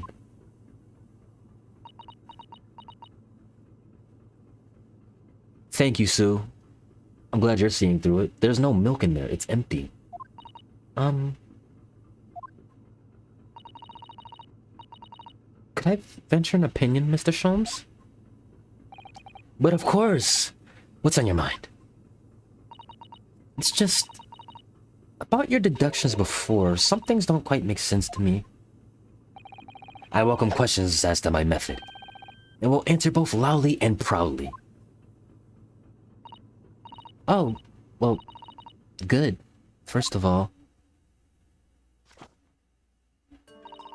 snakes are egg-laying creatures, part of the reptile family. You are well informed, madam. And reptiles, don't drink milk. Ah.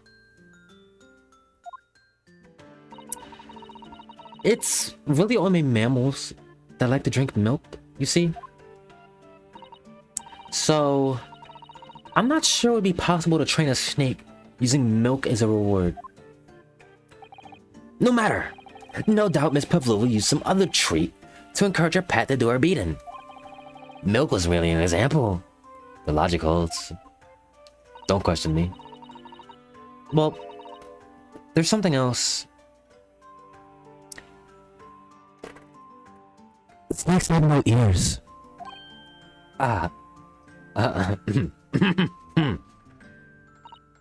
Yes, so I'm not sure it would really be possible to signal a snake by whistling. Get his ass. But, madam, what are the tales from Arabia? Aladdin. Have you not heard of the snakes that dance to the sound of a flute? I think perhaps the performers play their music in time with the snake's natural movements. Oh. I see. No hands, no feet, no ears. These creatures are so inept to be practically useless. Don't take it out on the snake, Mr. Sholmes. There is one other thing. You have more? Snakes use the scales on their bellies to propel themselves. So, I'm not really sure that a snake can manage to climb up a flat bell cord like the ones in these cabins. Then they should try harder. What type of rebuttal is that? Try harder. Please don't be angry with me, Mr. Sholmes. The point is, even if the snake had gone through the ventilator to the next scored cabin, it couldn't have come back without help. What I'm trying to say, you're fucking too stupid. There are a number of reasons why it's difficult to imagine that the snake could have had a part in this. It was just on the ship at the time.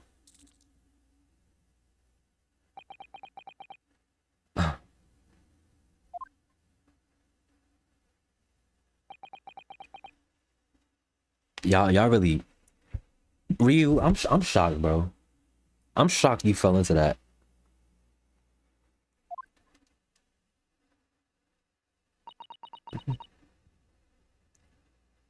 Pavlova, you gotta have more of a backbone, cause you give him too much credit. You be shocked at too much. Well, I guess it's the absurdity that she's absurd by. She's shocked by. I think we need to step in and help again, Mr. Naruhodo. Yeah, we have to, because this nigga's stupid. Oh no, you don't mean. Yes, we need to modify Mr. Sholmes' latest deductions and turn them into the great ones they ought to be. I had a feeling that was coming.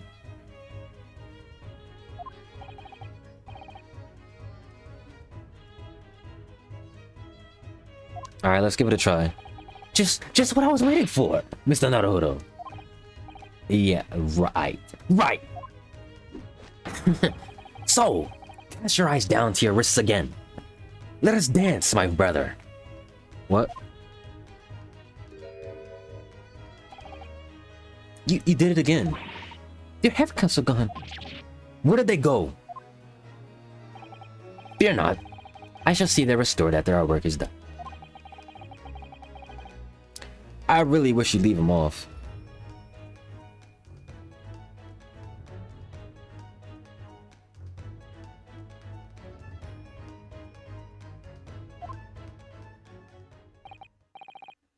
Now, everyone, let us begin.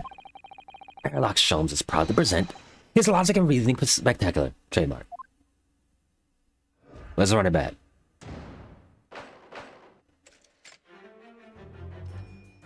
Alright. Let's correct this man. Let's correct him. Alright, I don't know if I can read this again. My throat is starting to hurt. My throat is starting to get a little scratchy.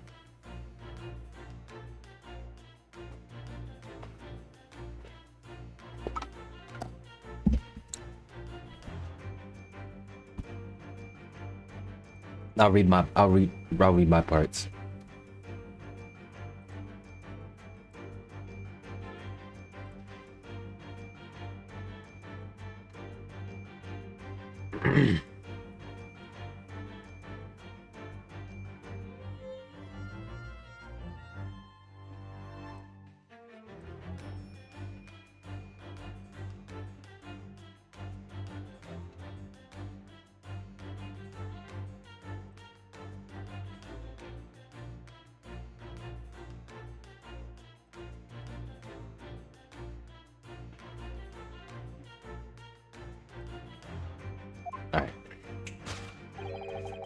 His death has nothing to do with me. This whole thing has nothing to do with me. You cannot deceive yourself. Yes, do you recall those horrid events? Your aching heart smarts with pain. She's looking at her hand. She does have a pain expression on her face. Yes, that's true. She looks as though Kazuma-sama's death is weighing heavily on her mind. But you're not sure Mr. Sholmes has read her quite correctly, is that it? Maybe some other way to interpret her expression then? Let's take a moment and really look closely at Miss Pavlova.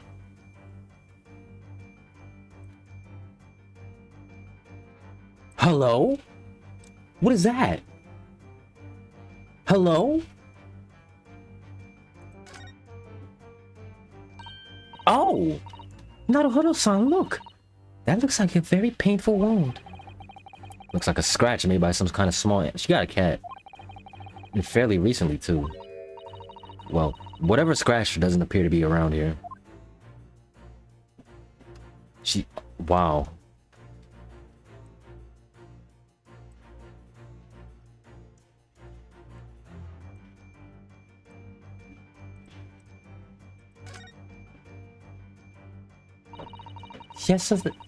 She has such petite ears among that beautiful hair, like little pink shells. Oh, what's that? There's something attached to her ear. Ah, I expect that's what's called an earring. It's likely a little piece of jewelry. An earring, is it? It's really tiny.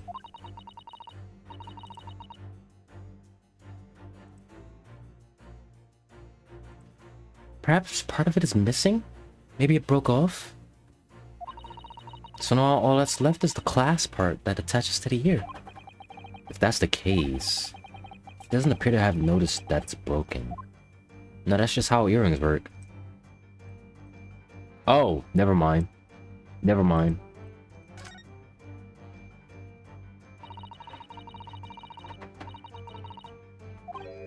What? There's something dangling from her ear. Ah! That's an earring. The crescent moon part looks as though it's made from wood. It's charming, isn't it? Women do seem to love ornaments like that.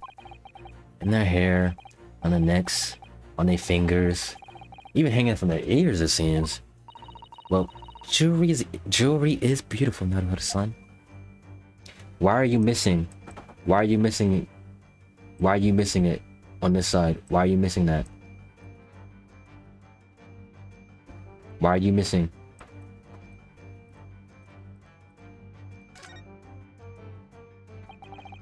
She really does look troubled. Yes, it's hard to believe she's putting that expression on to fool us. But if you look closely, it's almost like she's actually staring at something. Yeah, we already got that. At what do you think? Have something physically causing her pain. Have a closer look. Yeah, that was our hint right there. That was our hint. That was our hint. But I already found it the first time. Wow! Yes! Got her. Let me take over. Yeah, when you recall those horrid events, that claw scratch smarts with pain. Indeed. And simple observation of reveals that the wound is fresh. Miss Pavlova, did you in fact receive that scratch sometime last night?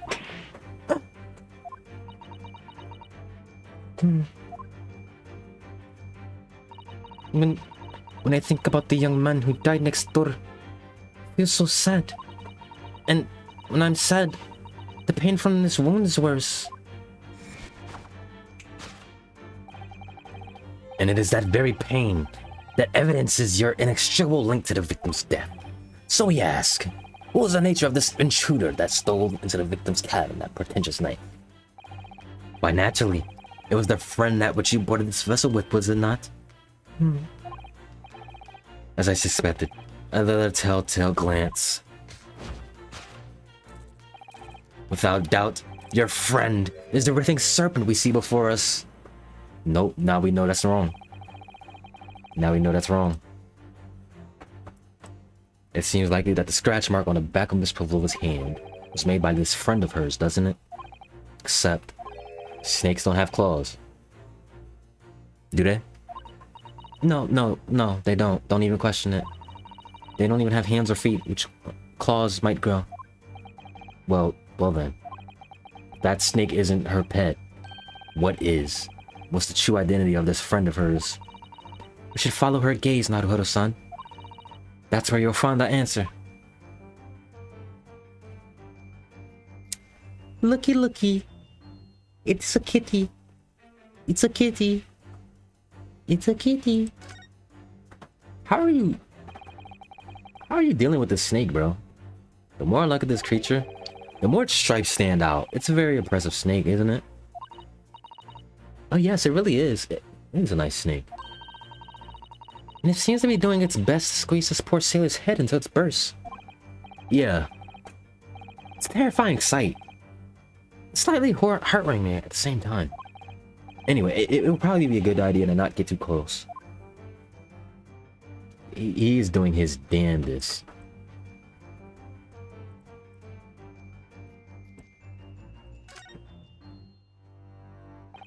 There's no doubt, is there? She looked in this direction. Straight ass Seaman Stroganoff. Well, they do seem to be friends of sorts, but I can't imagine how he could possibly fit through that ventilator. Don't forget that I managed to fit inside Cosmo's trunk when we first boarded the ship. Don't forget that. Y'all have two different builds. I would ask what that proves, but I think an equivocal smile would be more effective. Alright, we know what it is. I have a feeling that it was this teapot that Miss Pavlova's eyes flickered over to before. You think this is the friend she's been talking about? Well, we're all different. Weren't we imaginary friends? Whatever we might say about it, if that's the way she feels. I don't think I'll say anything about it then. You and the teapot can discuss it instead. Wait, that's not what I meant.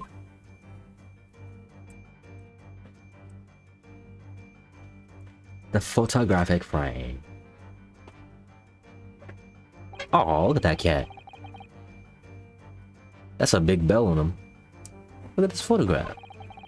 This must be something Miss Pavlova brought with her when she ran away. She's exceptionally beautiful, isn't she? Yeah, that's true.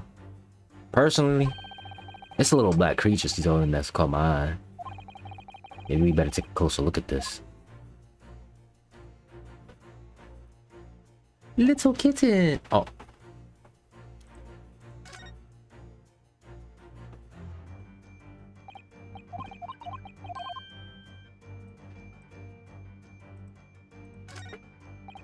Look at the little cat Miss Pavlova's cuddling there.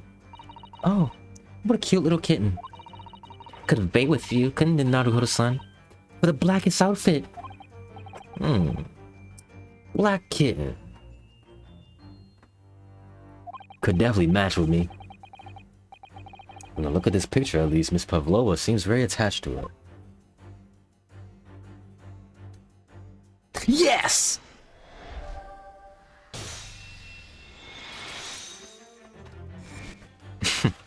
I found it. Without doubt, your friend is the little kitten we see before us. Yes! The scratch in the back of your hand makes that abundantly clear. I hate how you take over. Like you thought this up yourself when we were correcting you. Oh no. The whereabouts of this black kitten isn't clear. But what is clear is that you brought the animal with you when you ran away, didn't you? Ah!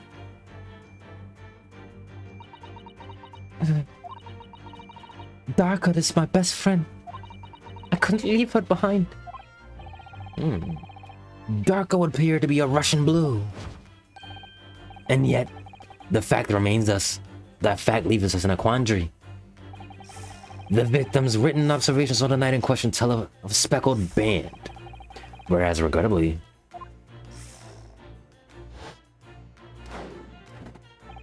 this specimen's markings do not fit that description in any way. I thought he was about to go back to that snake. What explanation then can we then give? Ray? What was the sight that fell upon the victim's eyes last night? No, don't look at me. This has nothing to do with any of this. Oh, but it does. You have the answer to this quandary. Even now, hidden behind your back. Yes, that is what you are trying, but failing to conceal. That can be a snake's slowed skin. Well, we know that's not a snake. That's not even skin. It's a cough. Did you see that? She just took something out of her pocket and hid behind her back. You should have kept it in your pocket. If she just kept it in her pocket, nobody would have known. But yeah, she kept it in her pocket. Oh yes. Ploys like that are Mr. Shum's specialty. He's ever so cleverly forced her to reveal something. I thought deduction was the specialty. Or making me believe that was a ploy too. No, his specialty is just catching people off guard. That's his specialty. But his ridiculousness, he just catches people off guard. and gaslighting. Anyway, I find it hard to believe that that's the skin of a snake. In which case, just what is Miss Pavlova hiding behind her back?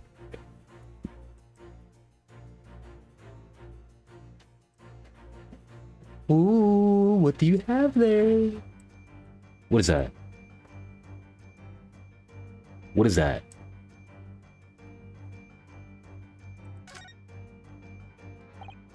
Well, it is speckled, and it is a band, but what is it? Seems to be it's a cat toy. It's a cat toy. Seems to be soft and fluffy. A long piece of cloth of some sort. It looks like a handle at one end. I think it may be a cat toy. This sort is common in the West apparently. How's that a toy for cats? Guess like to chase the band around and paw at it. Kittens in particular love that sort of play. You only need to wave it in front of them, and they pounce to catch it. Sounds positively adorable.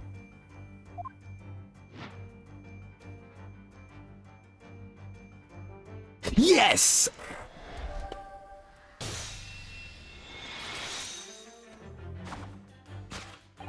Yes. The thing you were trying but failing to conceal is a cat's toy. Precisely. And the true nature of the now infamous speckled band. So you were in the vent. You were in the vent. Did you see how he died then? And there was this toy that you dangled through the ventilator. You waved it around, I presume. Naturally, the victim could not fail to notice it. So she was whistling for the cat. She's like, she was doing that for the cat. That's what she was doing. She was trying to get a cat. But why? For what reason?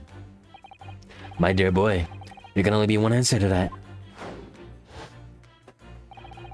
After her feline friend disappeared through the ventilator into the neighboring cat, Miss Pavlova attempted to use the speckled cat's toy to incite the creature to return.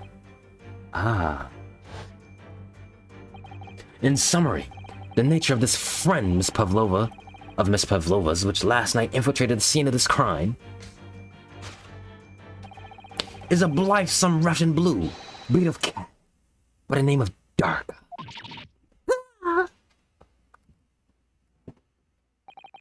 A truly troublesome feline young Darka is proving to be. She must be caged, most found. You will forgive us for borrowing the photograph of your pet, Miss Pavlova. Yeah, let's get that. It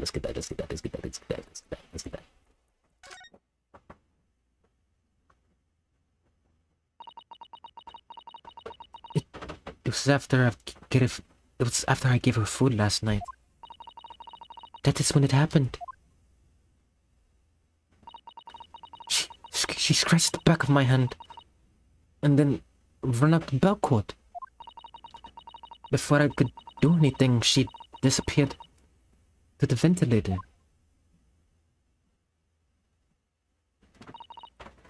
Darka, she's so naughty.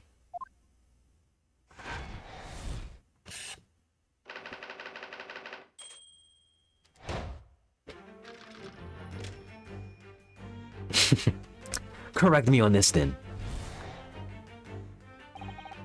Moving on, we come to the heart of the matter. But this whole thing is wrong now. This whole thing is wrong. The grim demise of the victim. How did this young man lose his life? And why? You know something about it though, Pavlova. According to the data of which I had apprised, it would appear that there were no visible signs of injury.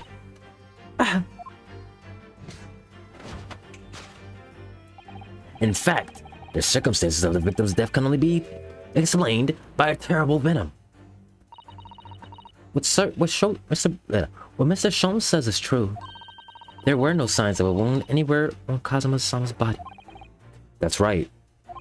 But Mr. Sholmes seems to be unaware of one very important detail. Kazuma wasn't poisoned. Yes, it would seem so. Let's give him the information he's missing now. Oh.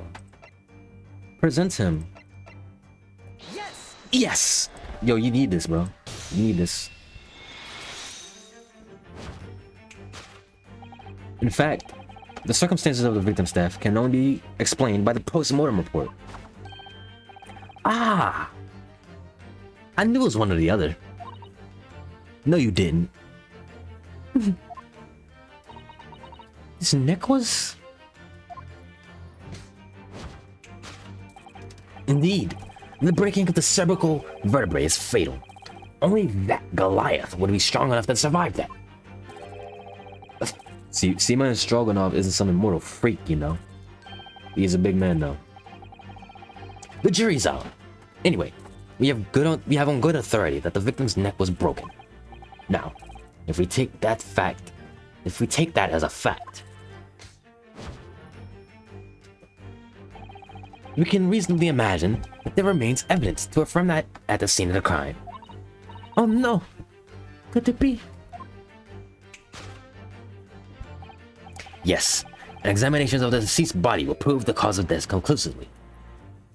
Now, we don't need that. Kazuma died because his neck was broken. In other words, he was probably struck by something or someone. Yes, that's a distinct possibility. As of yet, no weapon has been found, though. Presumably, Darka isn't silently creeping up behind Kaz and dealing the final blow. I suppose. It's possible that he had a fall and hit the ground awkwardly. Ah. Maybe. Could have been a terrible act of misfortune that he broke his neck completely by accident. Yeah. A bad fall could explain it. Especially if the ship is stopped. Like getting jerked around and stopping. It's rather hard to believe of Kazuma-sama, though. He wasn't a clumsy man. We need to fix this abduction somehow. Is there anything from the scene that could explain what happened?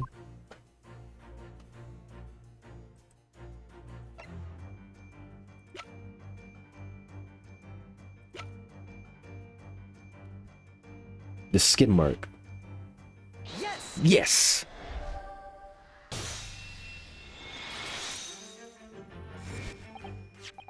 The examination of the mark on the floor will prove the cause of death conclusively. This particular mark is so prominently visible next to the victim's body. Is it a deposit of a shoe polish? Shoe polish? Indeed. Positively identified by a little analysis device I constructed, which I carry now as a matter of course. Beeswax, tallow, and dye were my results. The undeniable ingredients of shoe polish. I'll take over. And the color of the polish is a perfect match to the color of Mrs. Sogi's laced leather shoes. Looking at this mark, it's not hard to imagine what happened. For some reason, Mr. Sogi must have caught his foot at that point on the floor and tripped. Please, no. And, by a dreadful turn of misfortune, caught his neck against some immovable object as he fell to the floor, suffering a fatal blow to the spine. The victim's vertebrae shattered, and in that instant he lost his life. No! I don't know. I don't know anything about this. Is that really true, Miss Pavlova? Did your cat was... Okay, your cat came in his room. You probably saw the cat walking around. It was probably going in between his legs and stuff. He tripped on something. He tripped, fell. What about the evidence left at the scene when Mr. Osogi lost his life? Yes, the facts are as clear as day to me. You did all you could to conceal the incriminating evidence. But now, your involuntary glance betrays the hiding place you choose. That's right. You hid the evidence that links you in the traveling case. No, it's not that, no. I don't believe it. Kazuma-sama really tripped over and now he's no more? Can't be true. I refuse to accept it. I know it's hard to believe, but the mark on the floor does seem to suggest that's what happened.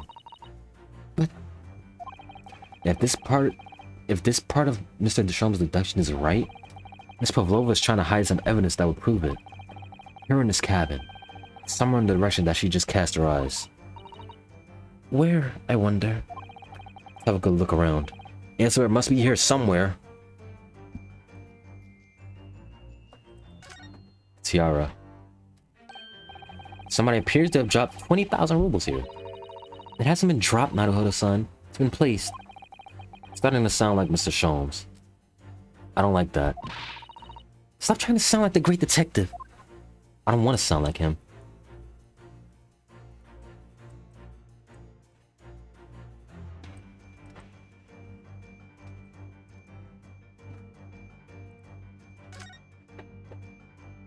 We checked this thing multiple times.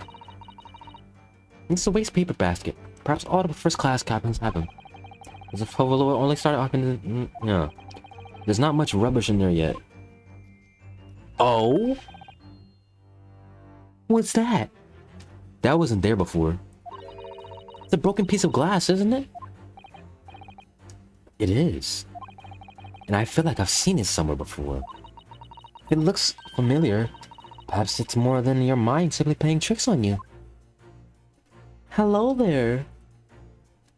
Evidence? Hello.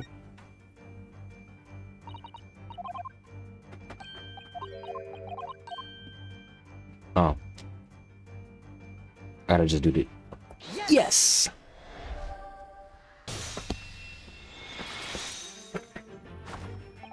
That's right. You hid the evidence that links you to the victim's death in that waste paper basket. Ah! Here we have a fragment of some intricate glass shape. It would seem one that has a familiar air, in fact. It's the cat bell. It's the cat's bell. Precisely. We found another piece of broken glass on the floor in Mr. Sogi's cabin. And as you can see, the two pieces of glass fit together. Oh, no. So, Miss Pavlova, shall we consider what this tells us? What would it be that part of this glass object, which was evidently broken at the scene of the victim's death, should be found in a waste paper basket in your cabin? Yeah! I can't do it no more. You're well acquainted with this glass bell, are you not? I don't know. And that hushed Russian accent of yours won't save you this time, dear girl. Why? Because we have conclusive evidence leading you to the bell in question. What? Take it away, Mr. Naruhodo. Yes. Evidence linking Miss Pavlova? That would be... your cat. Yes! If you look at this photograph, you can clearly see, hanging from Darka's collar, the very glass bell in question.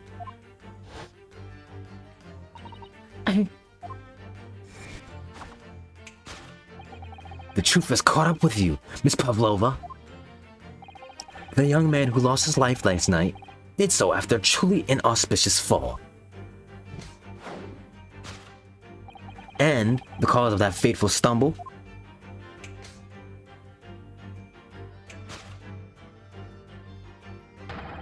Your absent feline friend, Darka.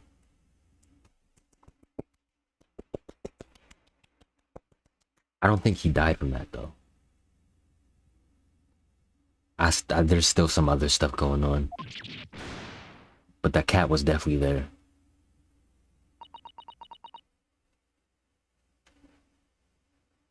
I think someone actually killed them, though.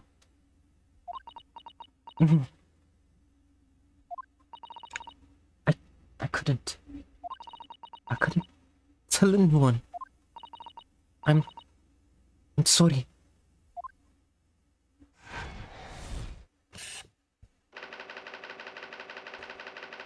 Death by tripping over a cat. That is insane. Elementary.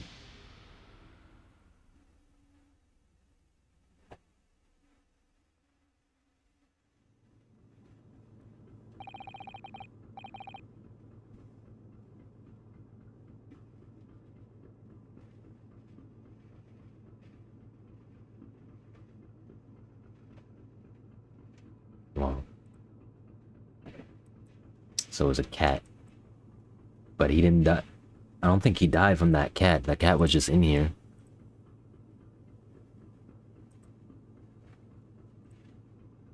Why don't you tell us now, Miss Pavlova? Tell us exactly what happened last night.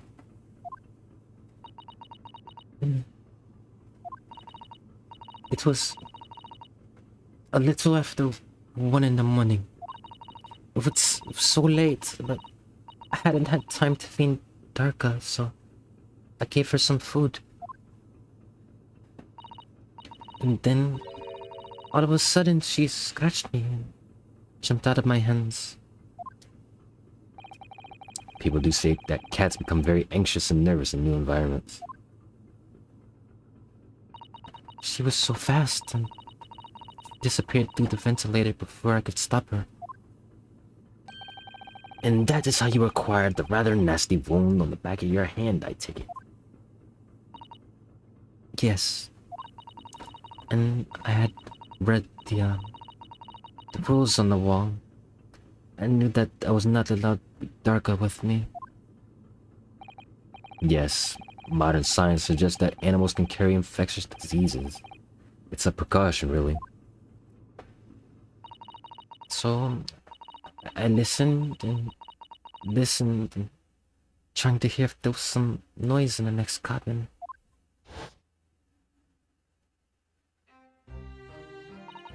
It was very quiet. I was sure if someone was in there, he must be sleeping. So at that point, you thought it safe to try to lure the kitten back again. By dangling the end of the toy through the ventilator and into the adjoining cabin. Darka always loves this toy, but it didn't work. Nothing worked. I tried using her favorite toy. I tried whistling to her softly, but nothing. She didn't return.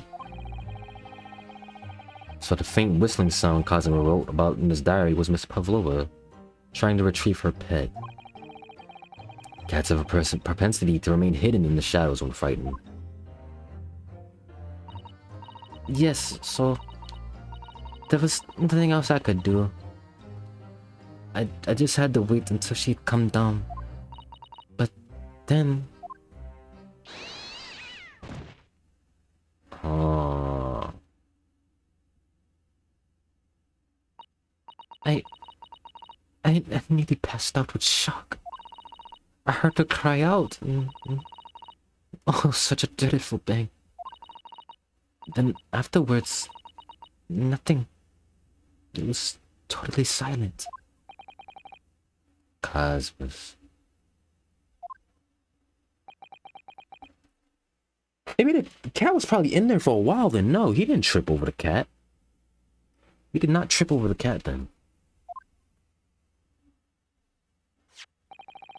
From the appearance of the brown mark on the floor, it seems likely that what you heard was the victim stepping on the glass bell and tripping up. The SS Barrier is a large vessel, but even she can pitch and roll violently without warning. Mr. Sogi was already off balance as a result of the ship lurching. The kitten got under his feet. Yeah, thank you for bringing up the ship. The combination of unfortunate factors could easily have caused him to fall over.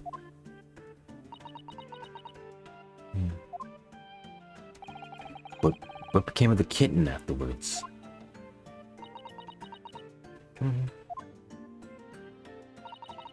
In the end, I managed to get her to come back through the ventilator. Yet Darka is nowhere to be seen. I must have forgotten to lock my case. And now she's disappeared again. Gracious. That cat is in it. Did that snake eat the cat? That snake eat Darka? That snake eat Darka? That cat is as insufferably restless as I am. Well, he knows something about himself, at least. He's self-aware. When I woke this morning, I heard that the young man in the cabin next to mine had died. But I couldn't bring myself to tell anyone what had happened. I was too scared. Scared that they would send me back.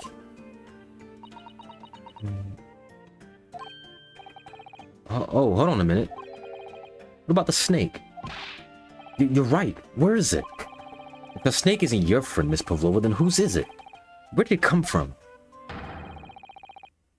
What? He started petting the snake?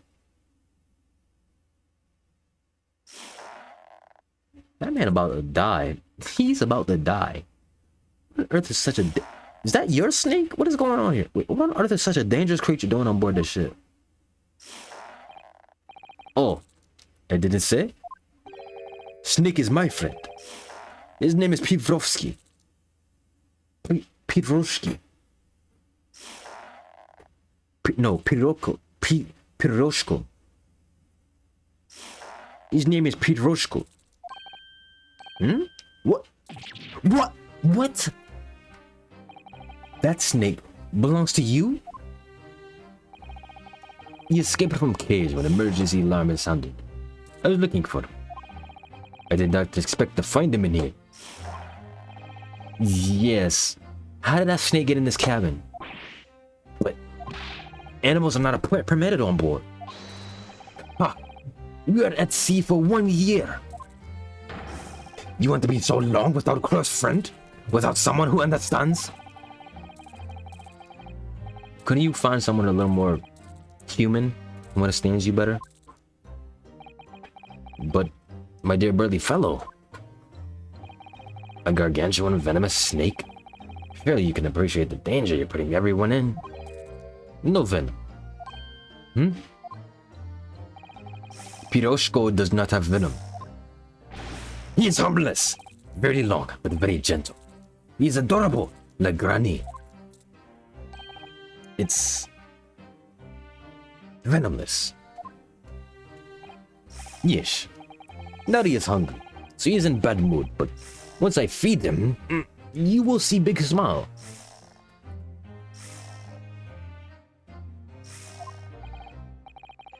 That's why he has the marks on his face. And you feed him what? Milk, I suppose? Like they say, they milk chickens? Ridiculous. Snakes that drink milk are only in stupid stories. Piroshko eats mouses. Big, fat, round mouses.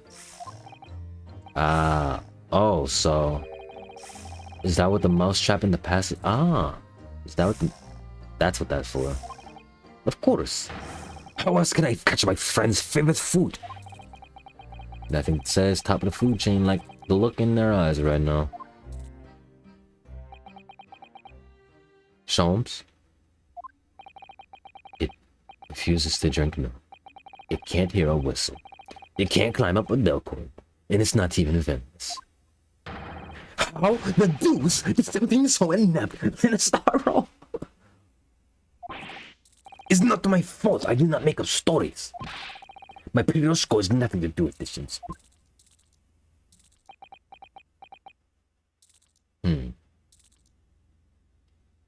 It's still sus how we got in here.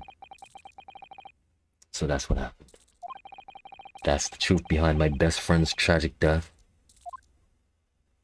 I don't believe that. I don't believe that. I don't believe that.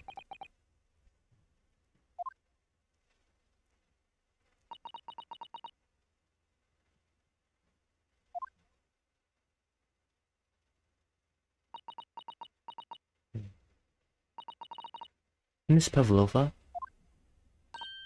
I understand the difficult situation you found yourself in, and I do sympathize. But please remember this. A young man lost his life. If you're going to attempt to cover up your guilt with lies, then And then no matter what the circumstances, I cannot forgive you. But... what are you talking about, Miss Mikotoba? What lies?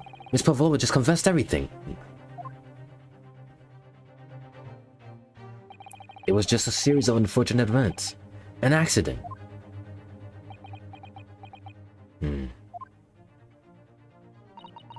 I'm no great detective like Mr. Sholmes. I don't have a gift for knowing the truth. But even I can see that was not the truth. Yeah, I'm with you. Don't you agree, Mr. Naruhodo-san? To be perfectly honest, yeah. There's a discrepancy in Miss Pavlova's story. I'm sure of it. Just can't quite put my finger on it.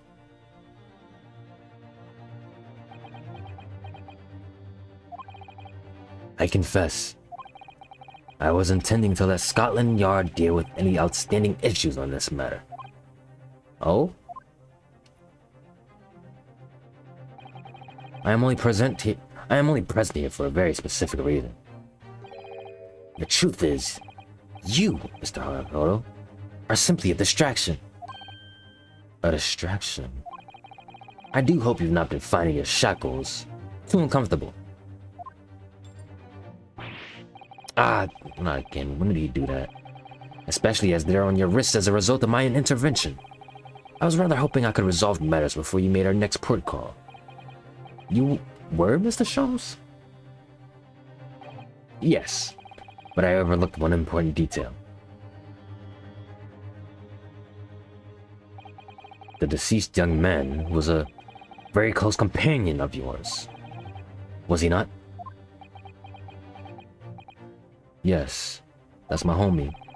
Kaz was my closest friend. I owed him my freedom, even.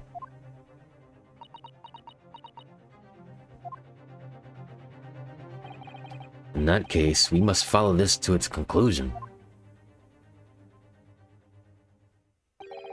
No further distractions. You must uncover the real truth here, Mr. Naruhodo. Yes, whatever that may be. Key to this is the discrepancy in Miss Pavlova's story. I'm sure of it. If I can chase that down, maybe the truth will become clear. The truth about how you really died. How that scene in your cabin came to really be. Alright, I'll see what I can do. Excellent.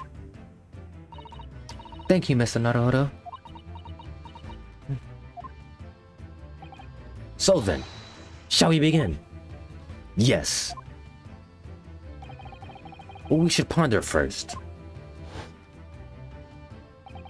is the victim who lost his life in the cabin that was bolted shut from the inside was actually an unfortunate accident. No, you can't even explain the writing if that was an accident. It wasn't in fact no accident at all. That is what we must establish in the first instance. But we've already established it, haven't we? The man tripped over the kitten that had climbed into his cabin via a ventilator. Tragic, yes, but still an accident. Stop right there. Ooh, I hold it. Wait, let's just take a step back. It doesn't make sense if that's really what happened, does it? I'm gonna have to ask you to spell it out for me, I'm afraid. I got you, bro. I got you.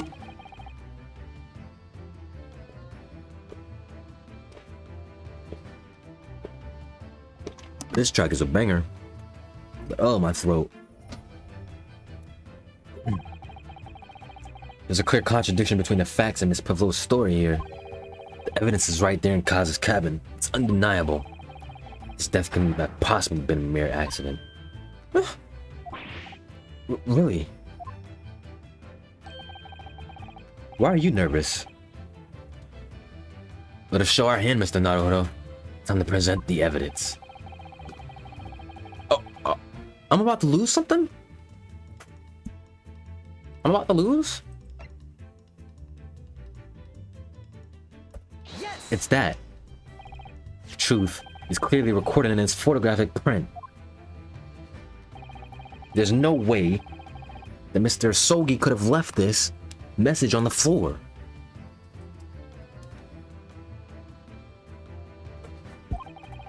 That script, it's Russian, isn't it?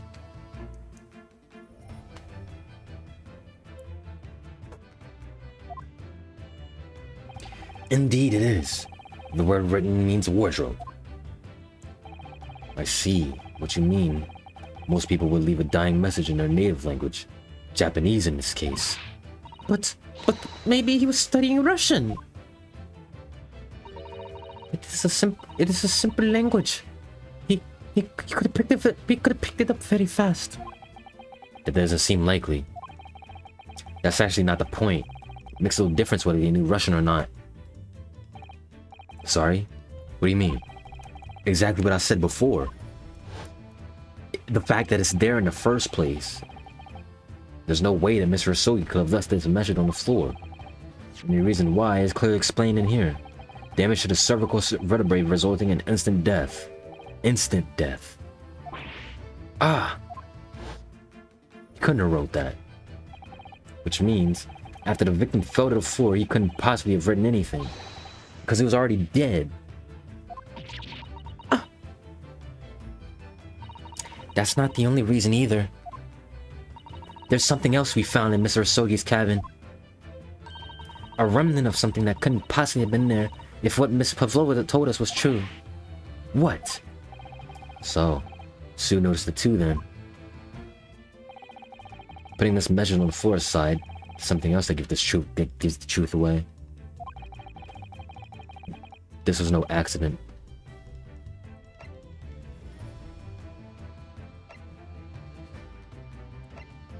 Alright, I gotta look at this one. I gotta look at this one.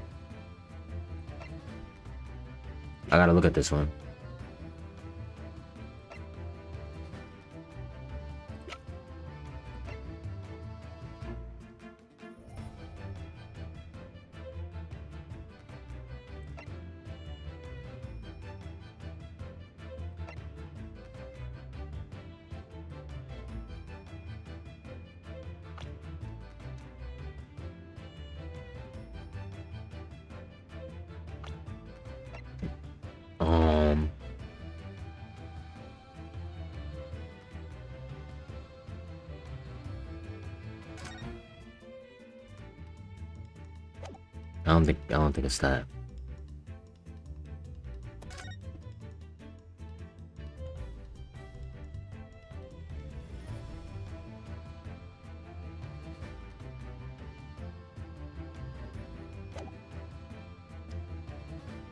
He was up when the cat was there. He was up. He was awake.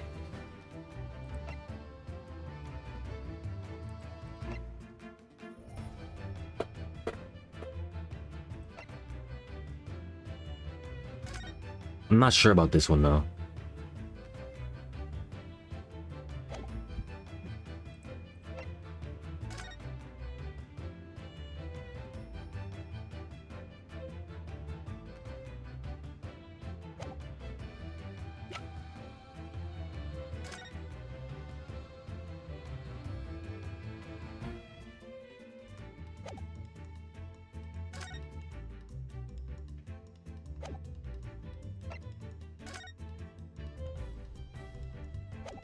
I'm not sure about this one.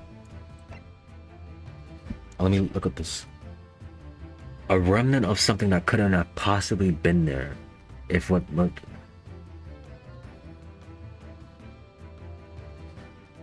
Death was instant. Couldn't have written anything, right? Because he was already dead. A remnant of something that couldn't have possibly been there.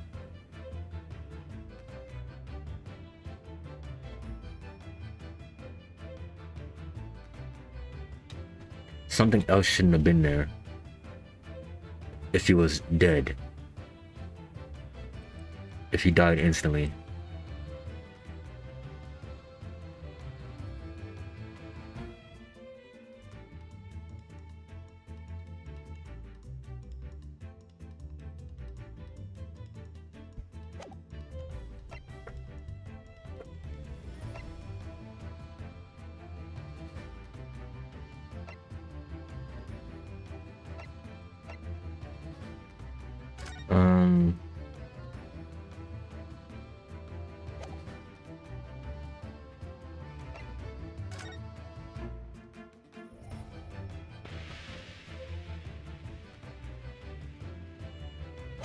I'm not sure about this one.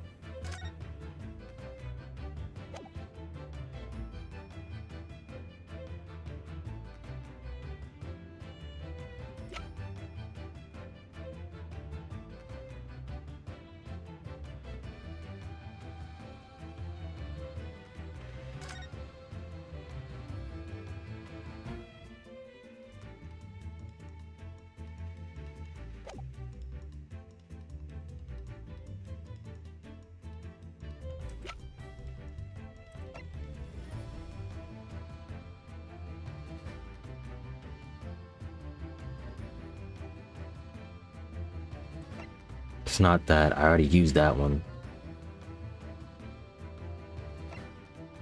I don't think it's any of these articles.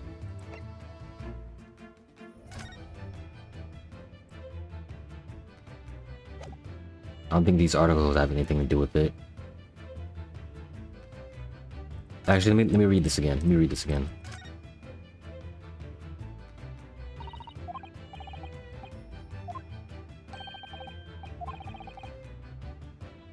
Russian Revolutionary.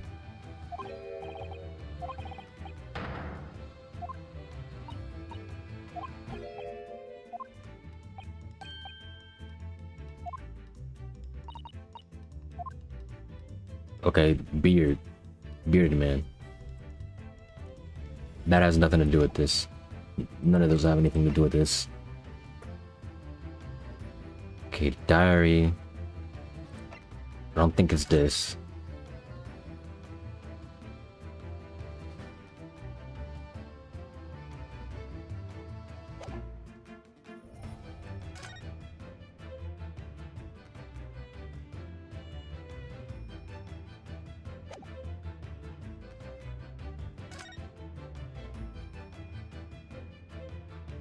A strong blow to the area.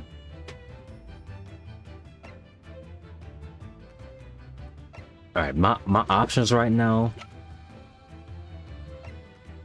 is looking like these four. Well, these three. So I'm gonna just shoot this one out right now, the diary. Cause I don't really know right now. Something that should have been that shouldn't have been there. Oh. Oh, I picked the right one at first. Broken piece. This broken piece of broken glass next to the mark on the floor. But that's the glass bell the kitten had around his neck. We already knew about that. It was broken in half on the victim. No, he didn't trip. He didn't trip. And fell. So we already have a satisfactory explanation. Where's the flaw in that logic? Unfortunately, there's a big flaw. A fatal flaw. What? That's really what happened. Then how did one half of the bell end up back here in this cabin? Ah, there it is. That's the part I missed. I forgot to connect that together.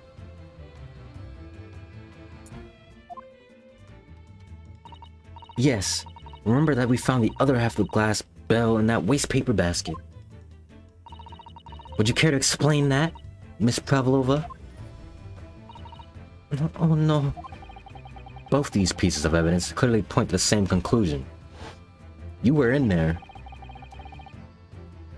That when Mr. Asogi died last night in his cabin, there was someone else in the room.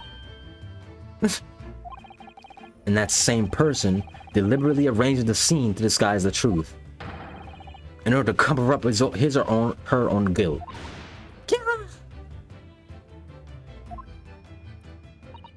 Yes. There was someone else present in Mr. Asogi's. Ooh! You are wasting time! Someone else was dead? Duh! Of course, we know this! What are you talking about? Bulkheads with bolted and shut from inside. There was no way in or out. Oh. Yes. Why are you nervous though, Hosu? And only other person in the cabin when a young student died was you. Yes.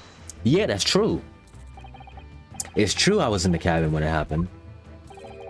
You were shut inside the cabin wardrobe, to be precise about the details. I don't know Russian. There's no way I would have left that message. Not would have. There's no way you could have left that message, to be set precise about the details. Would you mind? Bro. Forgive me, my dear fellow. I like correcting people. When I correct you the most. Like, come on. As I was saying, the person in question wrote the word wardrobe in Russian on the floor. In an attempt to incriminate me for the crime, even though I had been asleep in there the entire time. And then, the same person picked up the broken glass bell that had fallen to the floor. Okay, so I think she locked the door. I think she locked the door. She climbed through the vent as well. I think that as well. The same person picked up the broken glass bell that had fallen to the floor, for fear of it becoming evidence that would show how Mr. Rasogi really died. Why wouldn't this person have taken all the pieces of the bell away? Leaving half behind was always going to raise questions. Maybe she forgot, or maybe it slipped out, or something. Yeah, well, it was past 1 o'clock in the early hours of the morning. The cabin would have been quite dark. So she probably just missed a piece. The single small lamp suspended from the ceiling would have barely cast any light onto the floor there.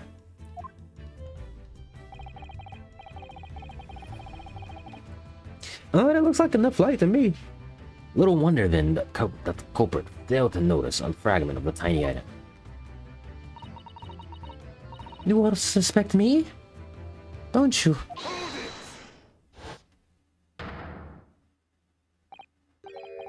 Seaman Stroganoff?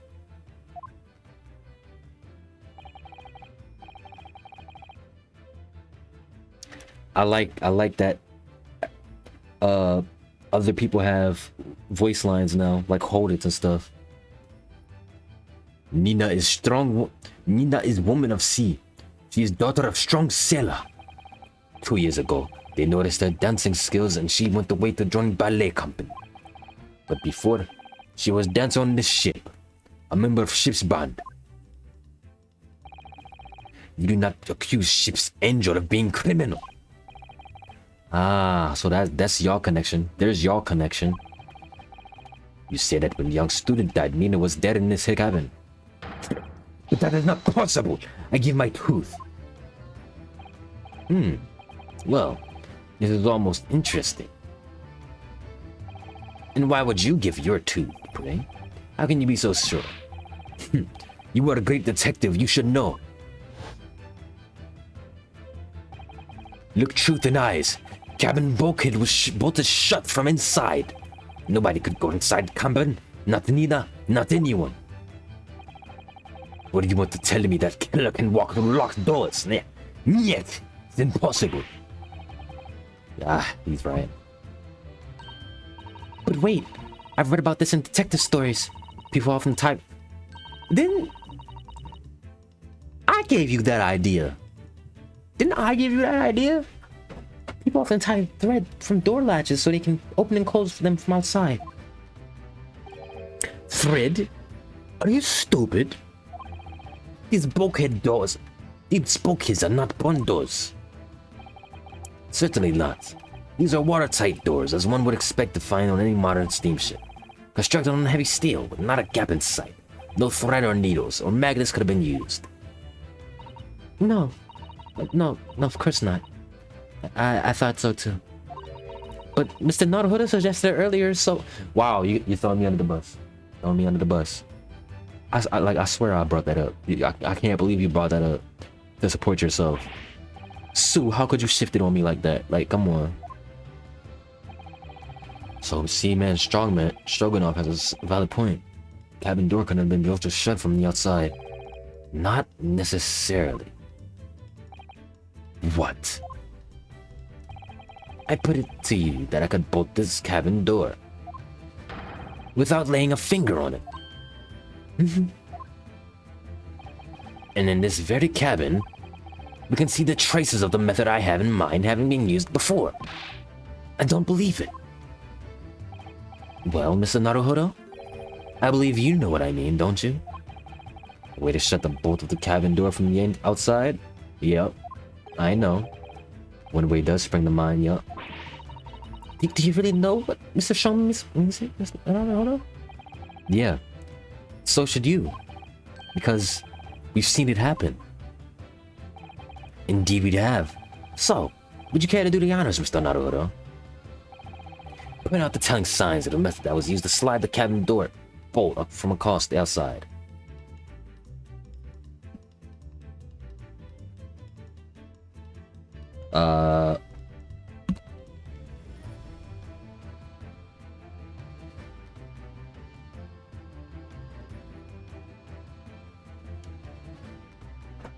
The door itself? Yes.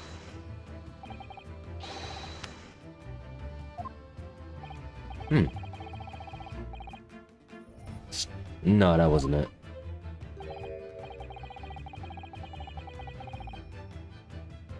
It's an excellent way to show how easy it is to jump to the wrong conclusions. Oh. But a truly dismal way to show how the bolt could be made to slide shut from outside the cabin.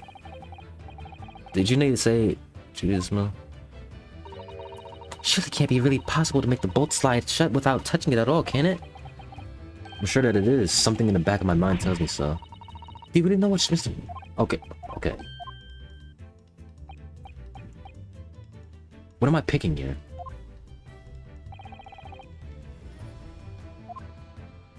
Is it the shelf? To show that the boat moved? Yes. Look at the book. Yeah, it was. Okay. Look at the bookcase there. See how the books and things on it have toppled over? See, this is why we should have left things how they were. That must have happened when the ship made its emergency stop before. Yes, that's right.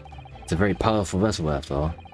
When the engines are thrown into the reverse, a violent jolt goes across the entire ship. Any small objects that aren't fastened down are bound to fall over. I believe... Yes, it's what's known as the force of inertia, acting on the objects. Is there nothing Susato doesn't know? Or that isn't in her book, at least? Well, whatever it's called, the same force that pushed those... You can tell. My voice is getting bad and my throat is scratchy. Because I'm stuttering more. The same force that pushed over those books on the bookcase also made something else in this cabin move. The bolt on the cabin door. Ah! It was very obvious just after the emergency stop that the ship made earlier. We had come into this cabin not long before. We hadn't bolted the door. But then...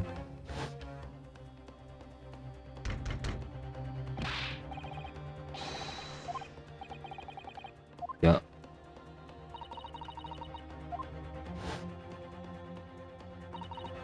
Oh yes! That's it! When the ship stopped suddenly, the bolt flew across and locked the door. Yes, it's made of metal, but it's small and light enough to be moved by the ship's sudden change of speed. Or the first of inertia, if you call it that. Are you trying to say that last night, after Mr. Asogi was killed...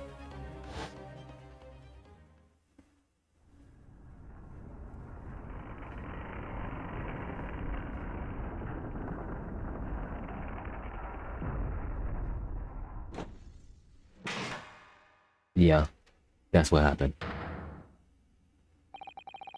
Yes, Asperia made another emergency stop, and people got knocked out. People got knocked out from it. When I woke up this morning and looked around the cabin, I thought it looked a little odd. All the books on the shelves had been toppled over, and all the ornaments. It was almost as if someone had run their hand across the shelves and deliberately knocked everything over. Oh yes, I remember that. And I stood them all up again, didn't I? And when we came into this cabin, we were surprised to see the same thing in here. All the books and everything had been toppled over, just like in Mr. Asogi's cabin. Oh my! Do you have anything to say about this, Miss Pavlova? And you didn't report on it. Are you out of your mind? You say Beria made an emergency stop? Does seem a little far-fetched. How could that possibly have happened? Unless you're saying that the culprit is actually someone from the engine room. Oh, it is simple enough. Are you forgetting the button in the passageway outside? Used to trigger the emergency stop alarm. Oh yes, of course. There was a notice, wasn't there? Telling you to only press the button in times of emergency. Yup. Sitting right there. In dark nights, when fog is dense, the captain cannot afford to rely on the eyes of his lookout alone. Hence the placement of a number of buttons around the vessel to allow any crewman to raise the alarm. Sort of button one is almost compelled to press to satisfy one's curiosity. Oh, why are you looking away? Wait. It was you? When the button is pressed, two things happen in their safety. The emergency alarm bell rings, and the vessel comes to a complete stop. As indeed it did a little earlier today. You did that.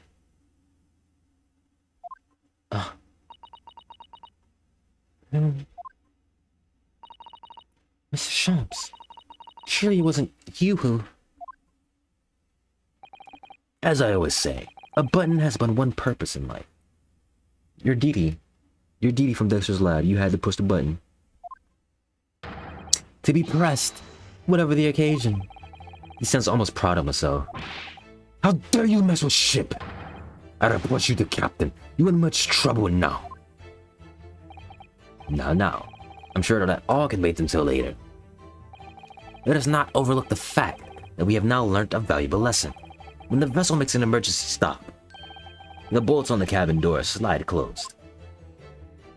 So, what we must now consider. Yes, it all comes down to one thing now. Last night, after what happened to Mr. Asogi, did this ship make an emergency stop? Or did it not? You are idiots. Beria's huge ship with many passengers. If you make an emergency stop, even in the middle of the night, there would be chaos everywhere. What are your thoughts, Mr. Naruto? My throat hurts. Well, it's certainly possible that some kind of emergency happened last night. You have evidence to support that idea. Really? What evidence, Mr. Naruto? Fascinating. Do show us, my good man. What evidence promotes the theory that some emergency did this last night? The log. Yes! Seaman Stroganoff, it's your duty to patrol the first-class area of the ship, isn't that right? That is correct. Why? In the ship's log here, this will be where you record details of your duties. What are you doing with that? It is mine. You rather carelessly left it atop the little makeshift burrow in the passageway out there. But as responsible passengers, we took it into our care with a mind to eternity later. I left it there on purpose. That is where I put it always. The point is, looking at what you usually record, it's clear that under normal circumstances, you write the phrase "nothing to report" every 30 minutes. From 2 o'clock last night until the first light this morning, nothing was reported at all. Nothing recorded in the log? That is... because nothing happened. But if nothing happened, you would normally write "nothing to report," wouldn't you?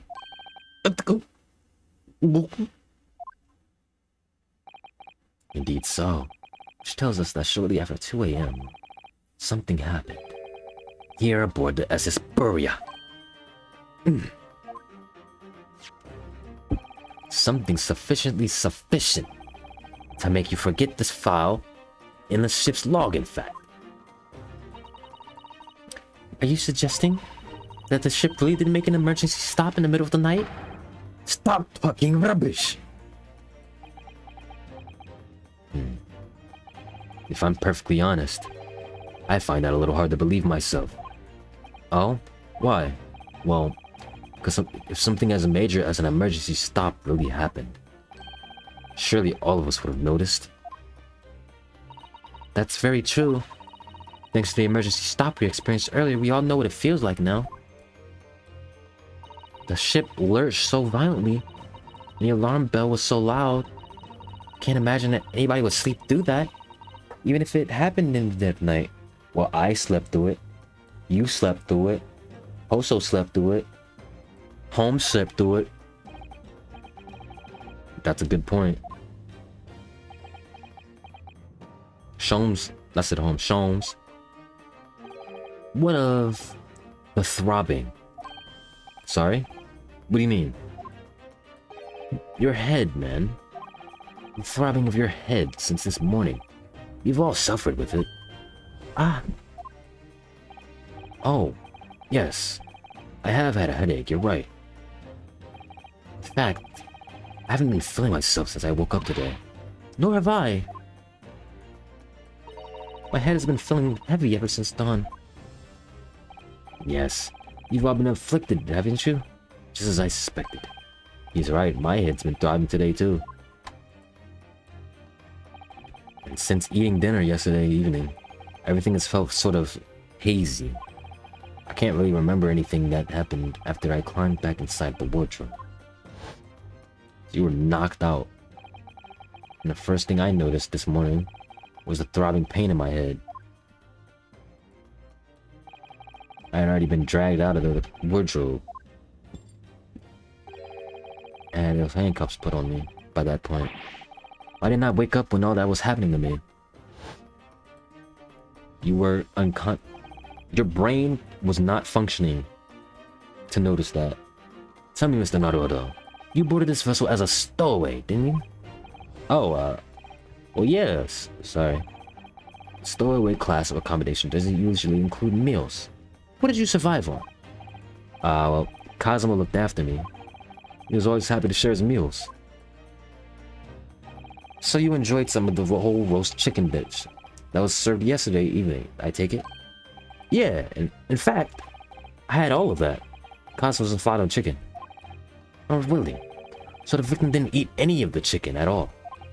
That's right. He didn't touch it. That relevant?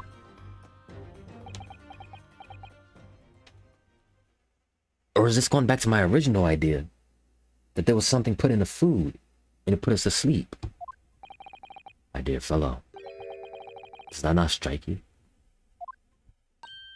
Oh, Mr. Sholmes, do you mean to say that there was something wrong with the chicken? I do. Nah, really? Is that true? The meal prepared for the passengers last night had been tampered with. Tampered with by the addition of a soporific designed to induce a very deep slumber of those who consumed it. A sleeping drug? Ah! One of my original theory was correct.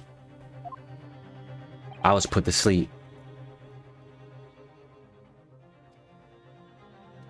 Do you mean whoever did this laced every meal with a sleeping drug so no one would notice the ship's emergency stop? Mr. Naruhodo, of course that's not what Mr. Sholmes means. What a far-fetched idea. Precisely. Lacing every meal of every passenger on board with a sulfuric drug would be certainly impossible. Unless, that is, every single member of the crew was a conspirator. What? Mr. Sholmes! Well, see, man.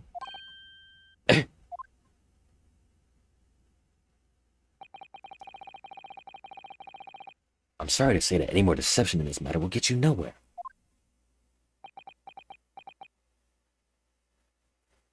If y'all are all in on it, this is crazy. This is a crazy assassination attempt. If you refuse to talk, there would have to be an inquiry made through the shipping company, of course. And were that to happen, every member of the crew, and the captain himself, would be hauled over at the coils. For aiding and abetting a renegade.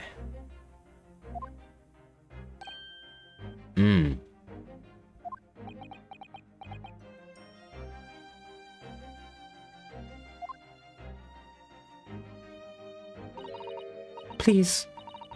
No more. I will tell everything. I cannot make problems like this for everyone anymore. These crewmen are your former comrades, I believe. Yes. So when I decided to run away, I asked them to help me. You all agreed to help everyone together. She threw away everything. The fame and the ballet. Mother Russia. You wanted to help our angel. I don't believe it. You are right. You put sleeping drug and trick in last night.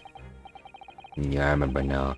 I did notice chewing on a lump of something strange and bitter at one point.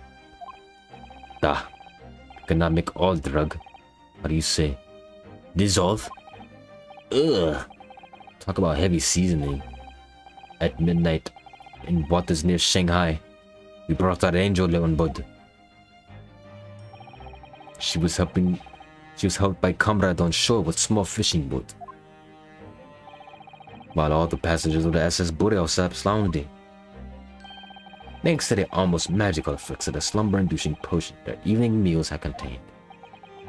So if that's what happened, the only people awake on the ship last night with the crew, people who dislike chicken, and the newly boarded passenger, Miss Pavlova. And that means it would have been possible for you. You could have used the emergency stop trick to lock Cosmo's cabin door.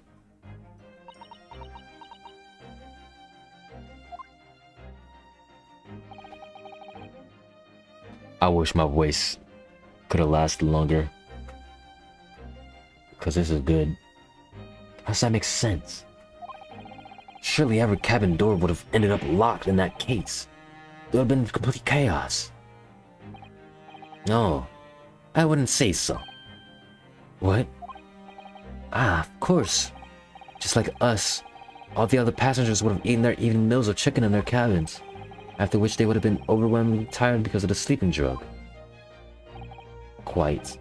And accordingly, all passengers were already in their cabins for the night. Yes.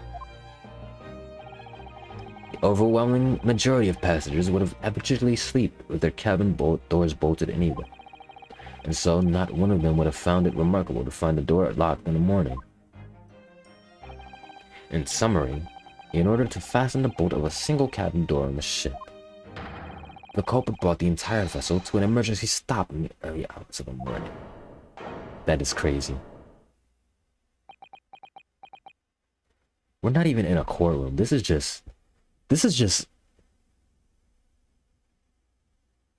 Edgeworth Investigations we're doing right now. This whole chapter. This is Edgeworth Investigations. You have talked a long time and said many things. What is point? The point is what I said earlier.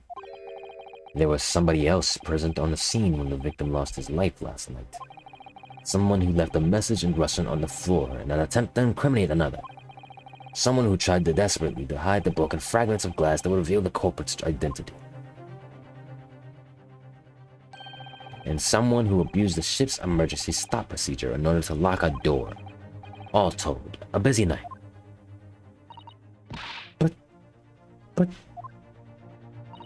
I don't know any about this. I'm just a little girl. Don't use the little girl cheek. The little girl trick. You like to speak with your long English words and explain your clever ideas.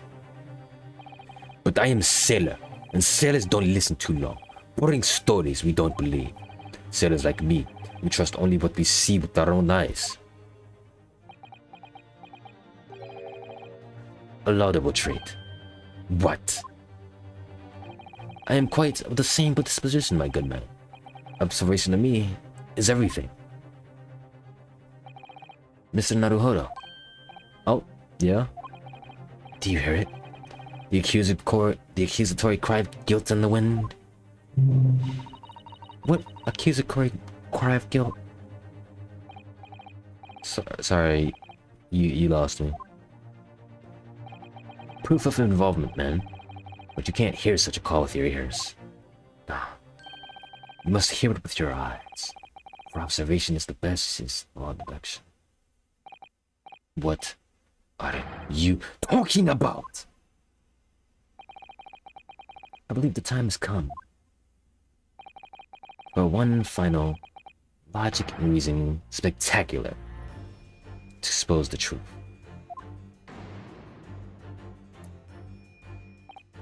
So, Mr. Naruhodo, your assistance, if you please. I was gonna stop it right there, but I guess we're gonna keep going. God, it's 3:47 as well. I gotta go to bed.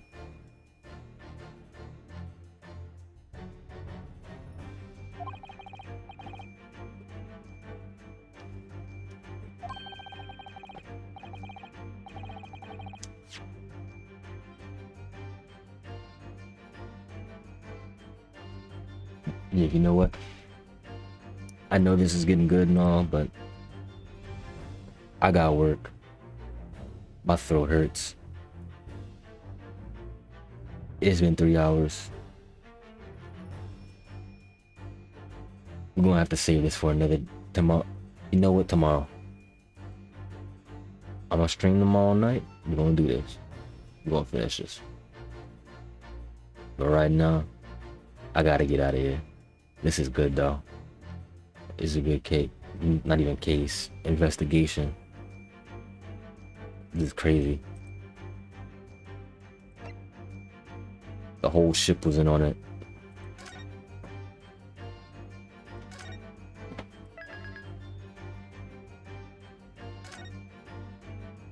Whole ship was in on it. Crazy.